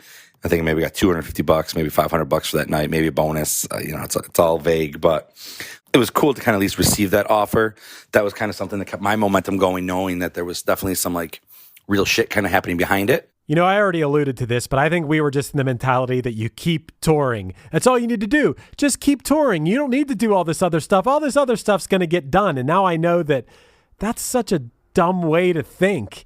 The only way things are going to get done is if you do them yourself. I believe that 1,000% now. And I think back in this era, I kind of think we assumed that certain things were being done on our behalf. I remember feeling this frustration and having these long talks with Fred, our manager, where I felt like I was having to explain to him what it was that we wanted. I mean, not that he should have known on his own what we wanted, but I was starting to become more aware of like, oh, there's a whole way to approach this music and music industry thing, and are we doing that right? And I think whereas before had kind of just let people whose hands we were in do their thing, I was, it just didn't feel right to not speak up and intervene. So we would always talk and whatnot, but it was becoming challenging, or like he didn't know what to do with us to help us get to the next level. Fred was definitely a part of the team. He gave us a home away from home when we were in Philadelphia. He believed in us.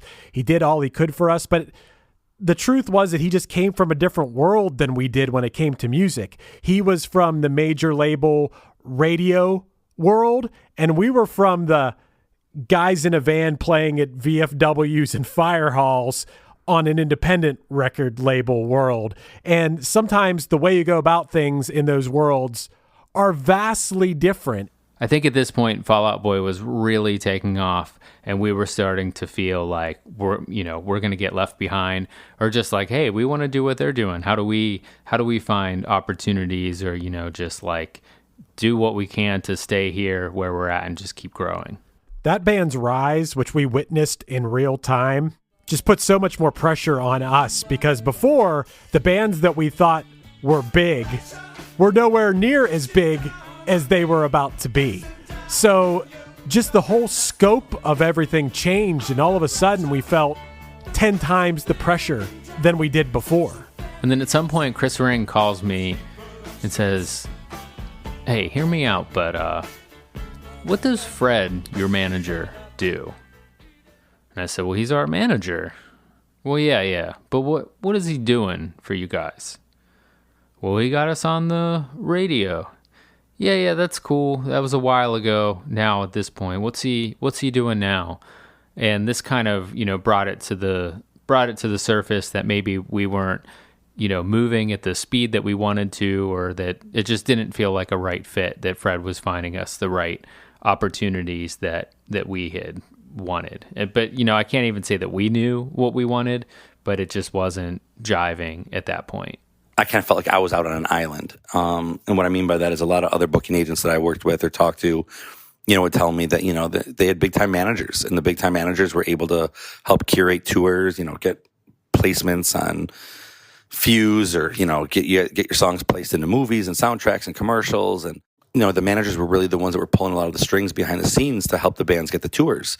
And at the time when I was working with you guys and we had Fred on the team, I kind of felt like, a lot of it was rested on my relationships. Like I said, Fred was more specialized in the radio world. So, he was getting you guys some radio play, getting you on a couple of radio shows here and there as openers, but nothing really translated into, national tours, endorsements, stick endorsements, string endorsements, little things that helped kind of lower the band's overhead.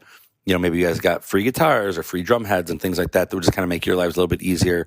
And I kind of saw myself not doing it, but at least asking those questions of like, hey, what's going on here? Is Fred helping out with this? Is Fred helping out with that? And we had that one brutally honest conversation where I just called you guys and said, hey, call Fred and ask him, what did you do for us today? What did you do for us yesterday? And, asking myself that question, I could say, hey, I shot out 50 emails. Hey, I booked you these 3 shows. Hey, I talked to this booking agent. Hey, we're working on this show. But, when it came down to just like brass tacks of like, what did you actually do? So not saying it's a fond memory because obviously Fred was a great guy, but it was definitely an interesting time of the band's career, I think, as to like, what are we doing here? Going our separate ways from Fred was not an easy decision for us. It took us a long time to come to that decision because we're loyal dudes. I'm a very loyal guy. And on top of that, it's not like we were making any money with Punchline. I don't know if we ever made money.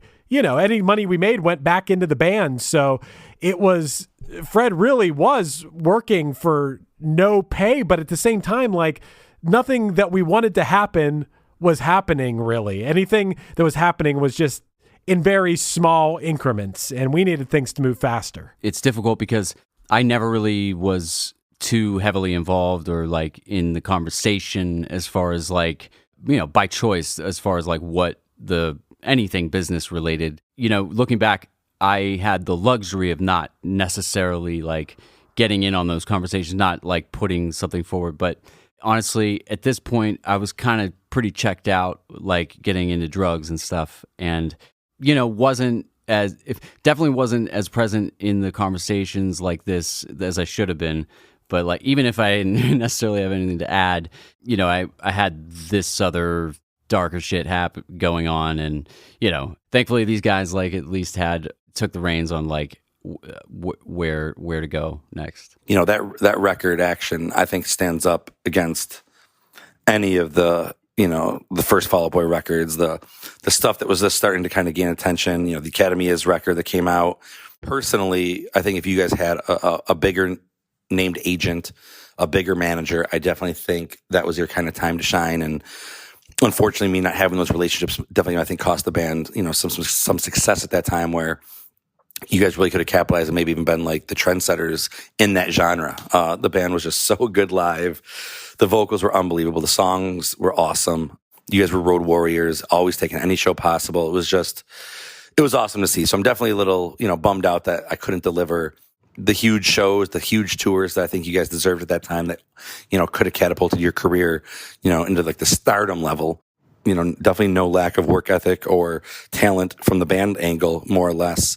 Unique times, taking advantage of certain situations, missing opportunities, and things like that. That unfortunately, I definitely feel responsible for not being able to deliver at that time. So, sorry, boys. You guys should be headlining arenas right now, but I fucked up. So I'll take that and put that on me. We were touring a lot though in those years, and we spent a lot of time at Fred's house in Philadelphia. And when I look back now, I feel like Fred was, just such a part of our family at the time, and kind of gave us a home away from home when we were gone, and I'm really appreciative of that. Thanks, Fred.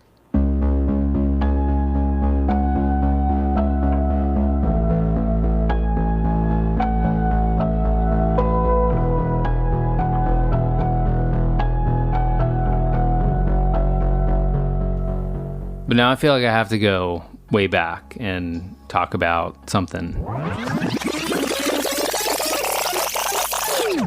It's really hard to balance the multiple timelines in my head because everything that was going on, I mean, it was great because we had been working for years to be playing in these clubs, on these stages with these bands, and we knew like this was our moment to make an impact, because it's not that hey, you won, here's the fan base. It's like, okay, here's an opportunity for you to earn the fan base. I remember this one night, and I'm not even exactly sure where this is in the story, but we were at Johnny's house, a bunch of us, maybe not other guys from Punchline, but just me and my friends, which we were all very much a part of Punchline and extended family. And I heard that Paul, and they were kind of like joking, like, oh my God, did you hear that Paul and this other person snorted bad drug? And it was just so far beyond what I thought anybody was doing. It was just very, very naive, because you just didn't know. I knew things were going on, but I didn't realize to what degree. And I remember hearing this one detail at Johnny's house and just feeling like, oh man, we've crossed the line here. Producer Sean O'Keefe. I do remember I remember him being really like talented, and I remember him being missing often. Like he was gone and it didn't know where he went, and I didn't question it at the time. And I later learned that there was a whole other part related to drugs that I was totally unaware of. But I do remember him kind of being like, he would just like take off for a while, or like a whole day or something. I ended up getting into, pills. Like the story's the same usually for a lot of addicts. They start with pills. And I guess, honestly, at the time, this was during the time when OxyContin was being like pushed through. It was just everywhere. It was just everywhere. Everyone was, not everyone, of course, but it was just so a part of partying, and unfortunately, and so that's how that progression goes. And unfortunately, me and my buddy from high school got into it, and a little too much, and one thing leads to another. You make one compromise, that you're going to do this thing that you swore you'd never do, or like never thought in a million years you would try that drug, right? But you do, and you're in that situation. You do, and you make that compromise, and then the next compromise is so much easier to make, and then the next one, and the next one, and the next one, and it's just like a fast spiral, and it's just crazy. Like we were doing, like I was in a band that I loved, and we were doing the things that that I dreamed of, like my whole adolescent, my whole life almost up until this point. And it's just a shame that this had to be part of the story. Some stuff started to go down where we would be staying after a show somewhere with a friend or someone we had met, and Paul would say like, hey, I'm going to go take the van to the gas station and get some little cupcakes, which everybody know. If you know Paul, I mean, he does love those little cupcakes. But then he wouldn't come back for a while. And this kind of got worse and worse, where the next morning, Paul's not there and the van's not there. Over time, he kind of stopped being able to explain away where he was or what was going on, and it just was becoming more abundantly clear that we had a real problem on our hands, and that he had a real problem on his hands. But this was the first time had ever had somebody so close, or just anybody, be on drugs to this degree, or have an addiction problem. We obviously didn't know nearly as much as we know about addiction now. And at the time, we definitely couldn't understand. We were like, man, do you realize the opportunities that we have now? Why don't you just stop? Please stop. But obviously, that's not how you get past this. I wanted to help him out. And I felt sort of this big brother role. And I don't know if I told his mom about it or what was going on at some point. But at some point, me and her connected about it. And then, there were times where me and Paul would get into it, and I would, find his drugs or get rid of them or something. It got pretty hairy. Yeah, Steve definitely tried to get through to me on multiple occasions. He tried being cool about it. He tried being pissed about it, and everything in between. But like, he definitely was, cared a lot and put in a whole lot of effort into like getting through to me. What he didn't understand at the time, is that there was no getting through to me. You know what I mean? So like, the thing with that drug, with heroin, is that it just turns you into someone else. It puts you into its, it turns you into someone else that serves only it. So like, naturally that's going to have this like cascading downward spiral effect on somebody. And like, you know what I mean? It's just about everything that they're going to do is in service. Everything I was doing was in service of like getting, more drugs, of course. That's like not conducive to being anything of worth in life, right? Especially not like touring and like going, you know what I mean? So like, but yeah, the point I'm trying to make is that Steve tried just about everything. The other guys tried things too. They, you know what I mean? Like, definitely made it known. Like Steve definitely had like taken the lead on like talking to me about it, right? It was like a role that I'm sure he did not want at all, but like, whatever, did it, took it on. But like the other dudes definitely like, it's not like they weren't involved in like trying to get me back or whatever, right? I didn't know how to talk to him about it. I didn't know how to approach it. I just didn't really have a lot of life experience in anything really, other than, everything that we were doing, which seemed like it was finally starting to go somewhere. And now you do all this, man? What the hell? It's funny now to me to look back and think about this. I mean, it's like, of course not. It's just sad, but I mean, like, it's fun. It's at least funny a little bit that one time when we were while we were recording Action, we were driving. When we were all together, we were driving. Maybe maybe we were going to see Midtown that was playing at the House of Blues or something like that. And anyway, we had gone through like a rougher area that I had been to the night previous, like copping dope. And there was a guy. The guy that I had seen we were all in the van driving down the road, and this guy sitting on a fire hydrant, screaming, just singing at the top of his lungs. I don't know if he was he was saying a bunch of stuff, and like you couldn't not notice this guy, and just about everybody in the van was like, "Holy shit! Look at that guy! This dude's absolutely nuts!" And he just happened to be the guy that I had seen the night previous, and so I like he probably took the money and got good on his own. He was like on a, he was having fun on that fire hydrant.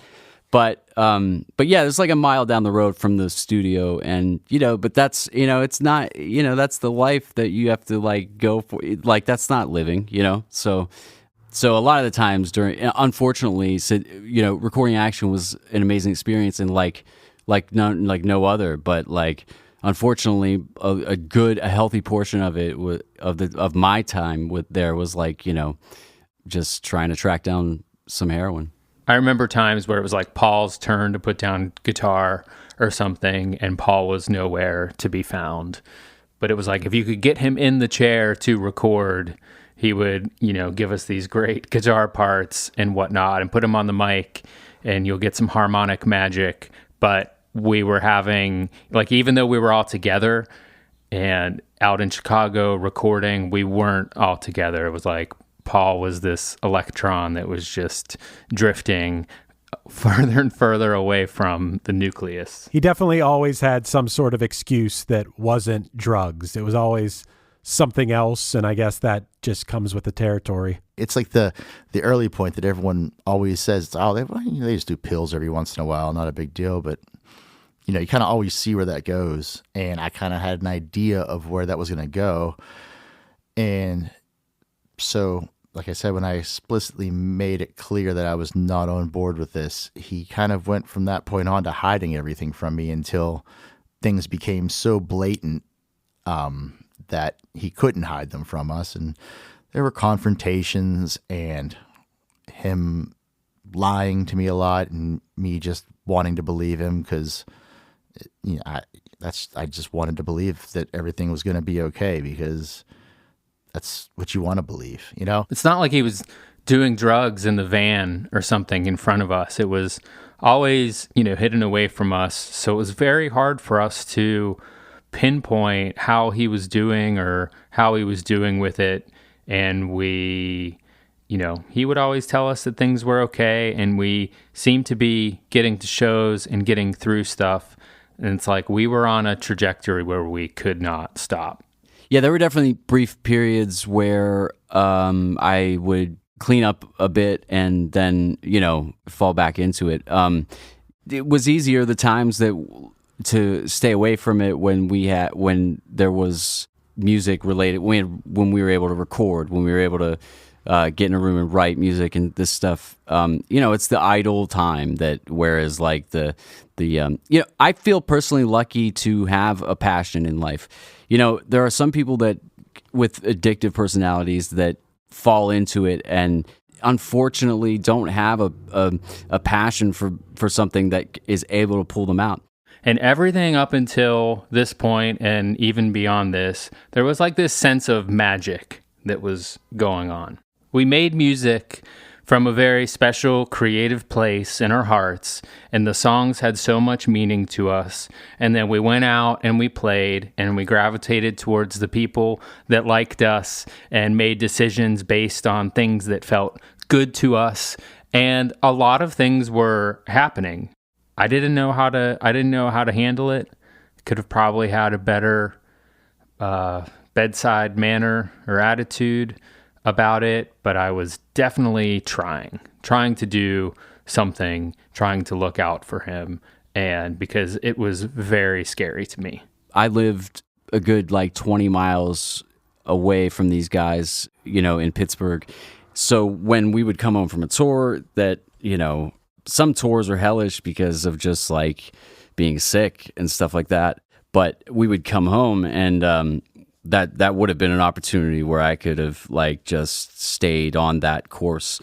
But being a couple weeks away from these dudes and I'd fall right back into it. Paul at the core is a very reasonable fella, I think, may seem unreasonable like all of us probably do from the outside for the way that we have, chosen to live our lives. But this made it extra hard for me to process because me and Paul would have talks and conversations about it, and he would just convince me that he was all there or something. Like he could reason with me. No one had dealt with anything like this before.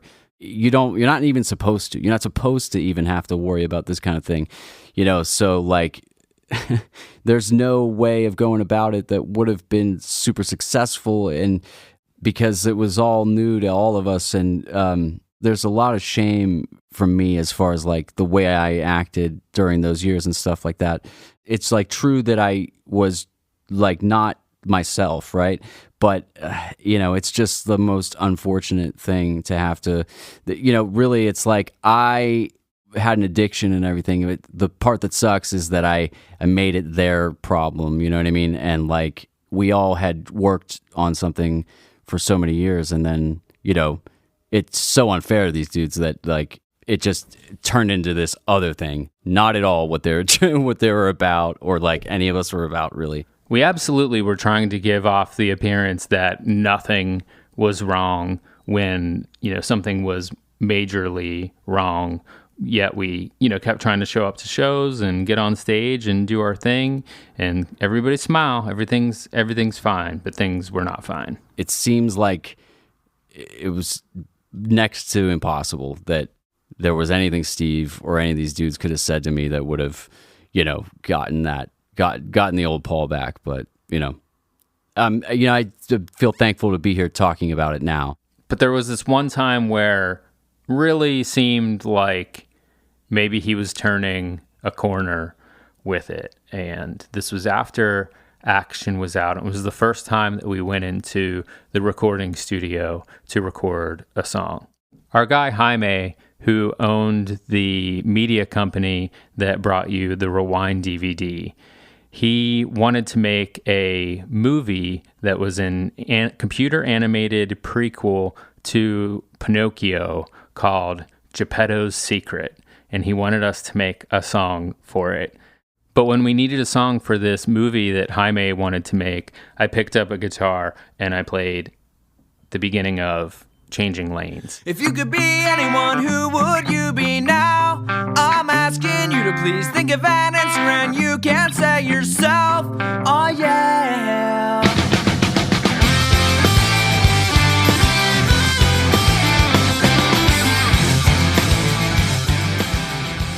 And I think Paul thought that it was a little hokier, like maybe something that we would have done before he was in the band.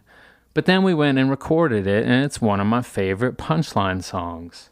I think part of the reason that it was super special to me was that Paul had been taking a break from drugs and just seemed like back to himself. And I was so happy, and me and him drove out to Steubenville to Innovation Studios with Mike Ofka, where we recorded this song, and we talked, and I was like, oh my God, like I got my friend back. There's the second verse in that song that Paul sings, and I almost want to say that I wrote the words for him to sing to some degree, but that part of the song kind of just, I always listen to it and I'm like, Paul's singing here about what he was going through at the time. This place is calming, I'm here too often. I think I need a change of pace. This isn't the way it's supposed to be. Short circuit, rewind, erase it completely. Someone help me, someone save me, someone make me feel at home. If you could be anyone, who would you be now? I didn't know it at the time when we were recording it, but this was the last song that we recorded with Paul, and the only song post-Action that we recorded with Paul before he left the band.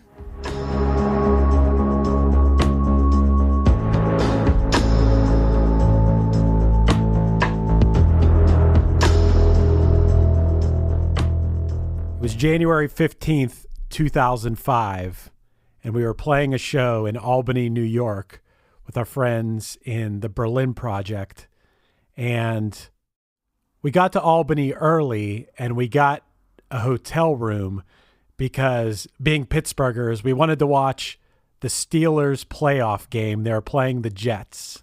I was at the skate park venue. Chris and PJ were in our hotel room not far from there, like a Holiday Inn or something. And it was like a nail biter of a game, and we were all going crazy and celebrating.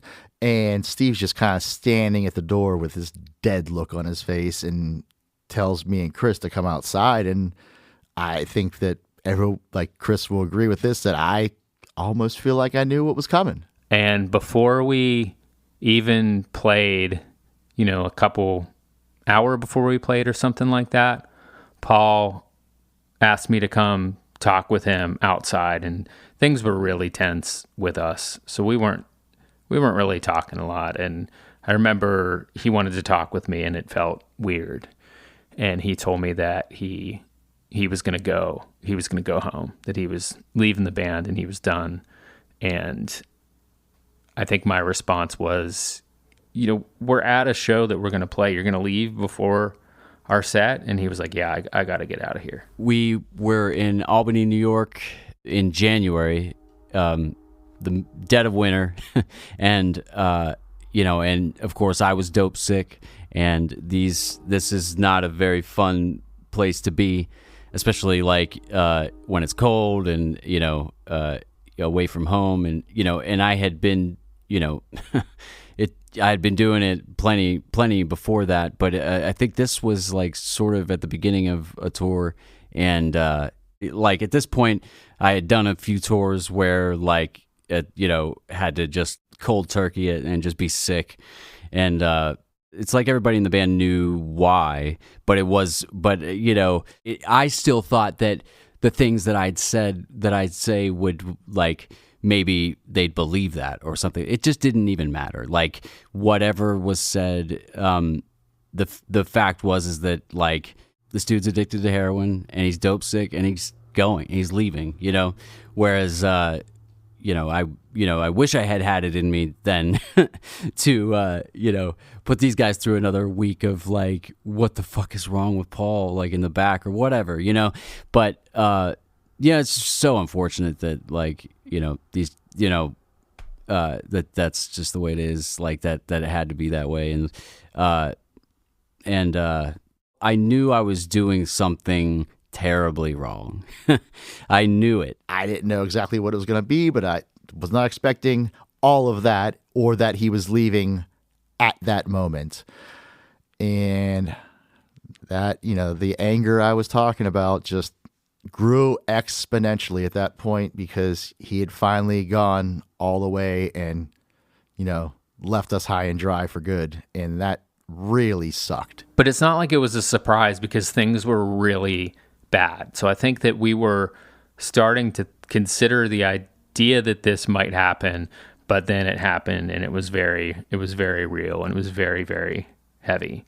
People in my life that knew me well and wanted everything good for me, people that even weren't a good influence on me in my life, all knew, what are you doing? Like, what is this about? What do you know what I mean? And, I just, it's crazy. I didn't listen to anybody. I didn't listen to anything. And, I guess I gave up, sort of, right? He had to keep this thing going, and he bailed on us, and it sucked. And I really, really hated him for that for so long. I went to the hotel room and I told Chris and PJ, I waited for the play to be over for them to make the field goal, something along those lines, because they were really excited about this football game. And I told them that Paul was leaving, and they were mad. We were all mad. And that was it. I swung by the hotel room and got my bags and left. And and it was no good. But that's how that ended. Like I said, I mean, I'm definitely fortunate to be sitting here talking about it. And luckily, these guys, I like forced this situation on them, and then we just didn't talk for years. And now I play in bands with them, and it's cool. And, I feel very lucky about that. And that, that we're sitting here talking about it right now. I'm sure I would have lost it no matter what. But a couple of things about this that I remember is, I guess, you'll say whatever to not say that you're doing drugs. But I remember something that was said was that we'd been doing all kind of good tours, and that was all of us putting the work in. But something that I think Paul had said was he didn't want to play skate parks anymore. Like, that was the excuse. This random show we were playing at this skate park was the reason. And when he came back to the room to get his bag, I remember walking down the hall behind him as he walked away, just screaming the worst things you could yell at somebody, just calling him every name in the book, and just, I snapped. And I'm not saying I handled that well, but at that point, that was just a culmination of so many emotions for so long. And, probably not fully at that point understanding what he was going through. And even to this day, I'm sure I don't fully understand what he must have been feeling and how sick he really was. So, in retrospect, I feel bad about it, but, put me back in those same shoes again, and I'm probably going to act the same way. And that was it. Paul was gone. And that sucked, because he was one of my best friends. And there we were, with shows scheduled, an album we believed in, lives we dedicated to the band. I mean, I think we even had a show the very next day. We still had a good bit of the Action album cycle left, but looking back in retrospect, it really was this moment that marked the end of the Action era.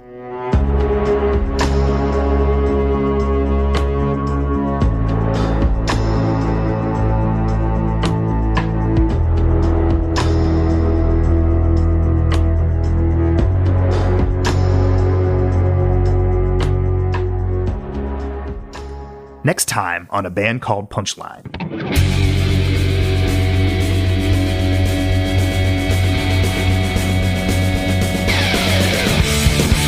Words can make you feel like feathers, but all my friends, they know you better. I know we all know the same excuse. It does not make it true. 37 everywhere. If you or someone you know is struggling with addiction, there is help available and you don't have to do it alone. Reach out confidentially to the National Substance Abuse Hotline or search for them online at samhsa.gov. Hey everybody, Chris Fafalius here. I hope you're enjoying the A Band Called Punchline podcast. We put a lot of love into this pod and we'd appreciate any love that you could give back. Share it with your friends and family. Give us a 5-star rating and a review wherever you listen to podcasts. And of course, check out our music. We have tons of music wherever you choose to stream it. One really cool place to do that, where you can even get songs that aren't available other places, is on our Bandcamp site, which is punchline.bandcamp.com. You can also go to punchlinemusic.com, where you'll find a bunch of links to places like our website, our TikTok, our merch store, our music special, and even a calculator that will tell you how many days old you are. Don't worry, you got lots of days left, but I hope you all live every day like there's no tomorrow, in a good way.